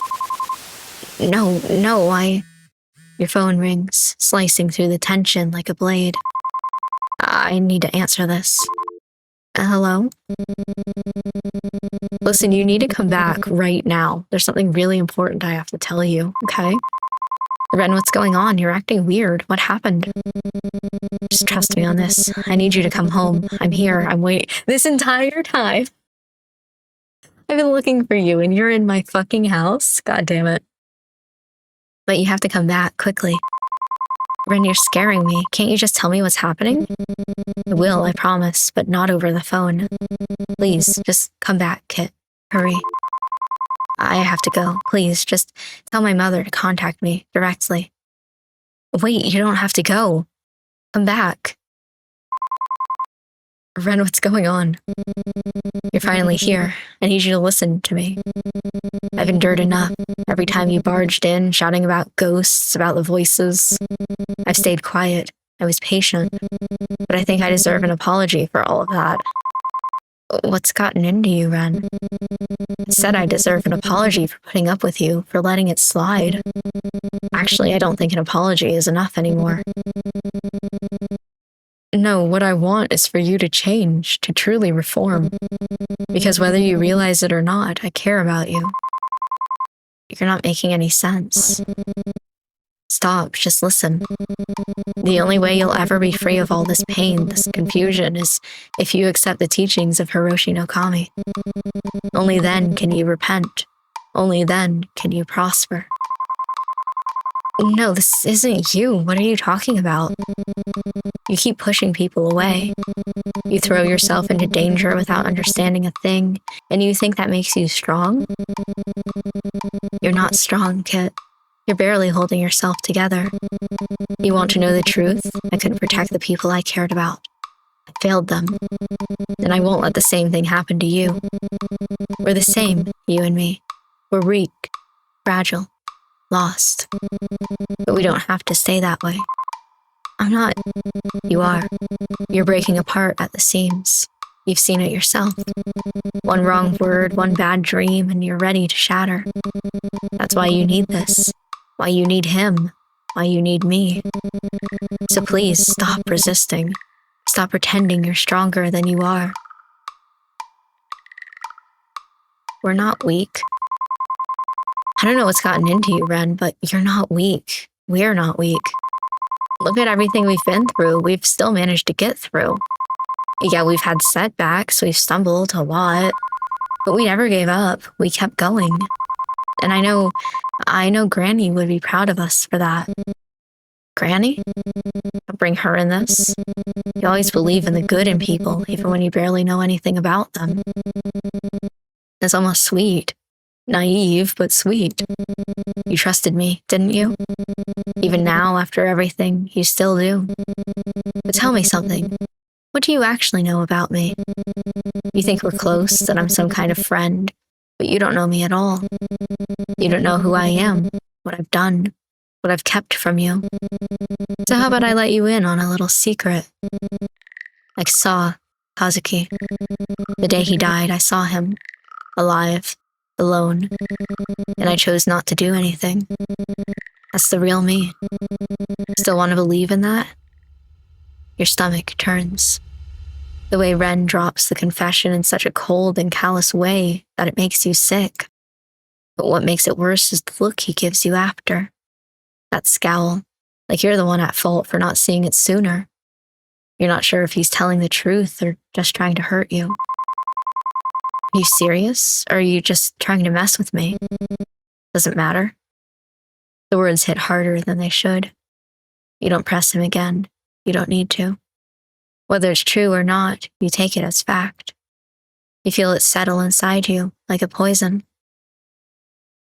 And then, like it's the most natural thing in the world, he asks, so tell me, Kit, what are you really hoping to find here?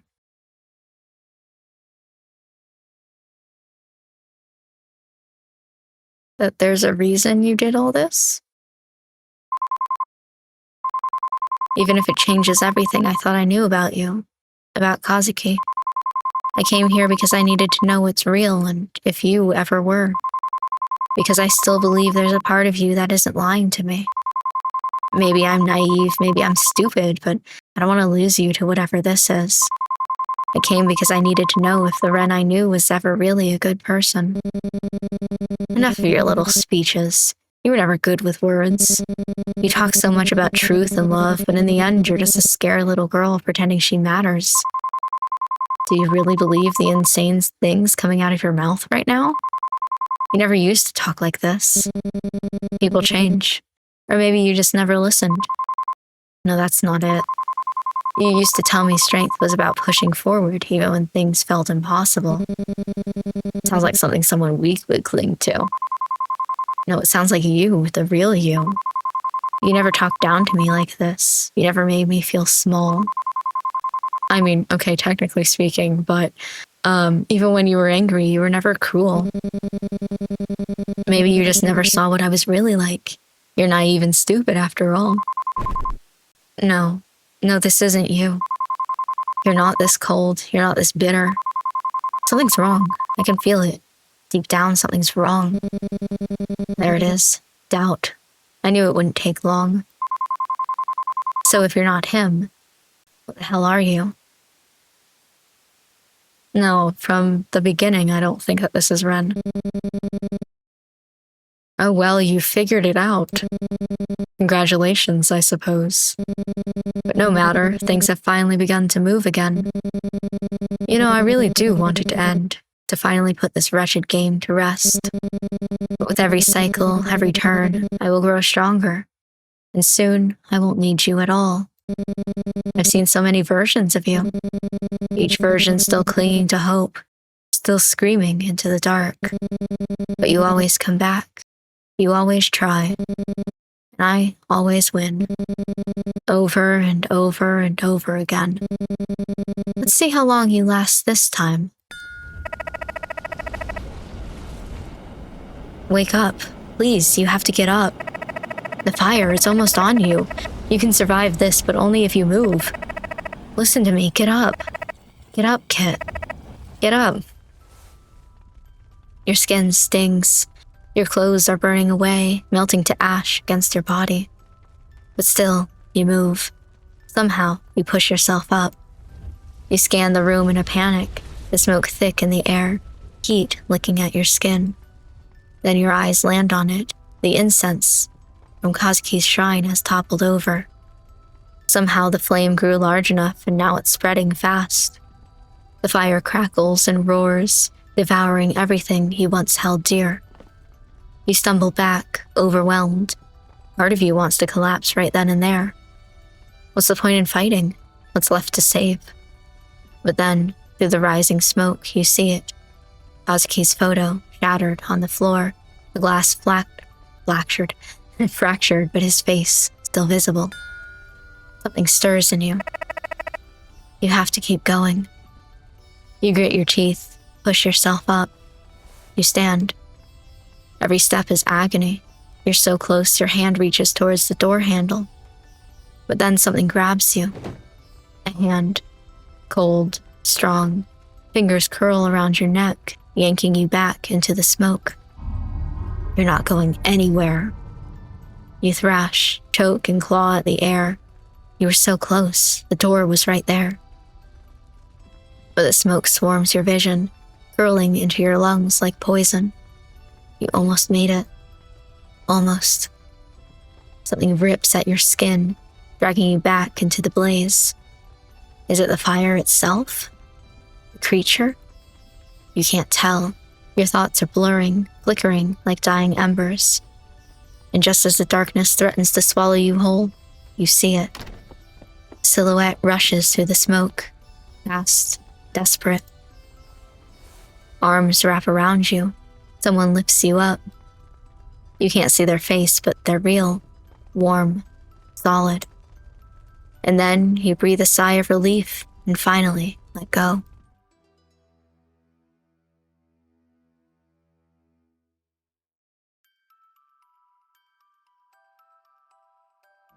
Okay. So that was the demo. Are you sure you want to return to the main menu? There's nothing else I can do, so.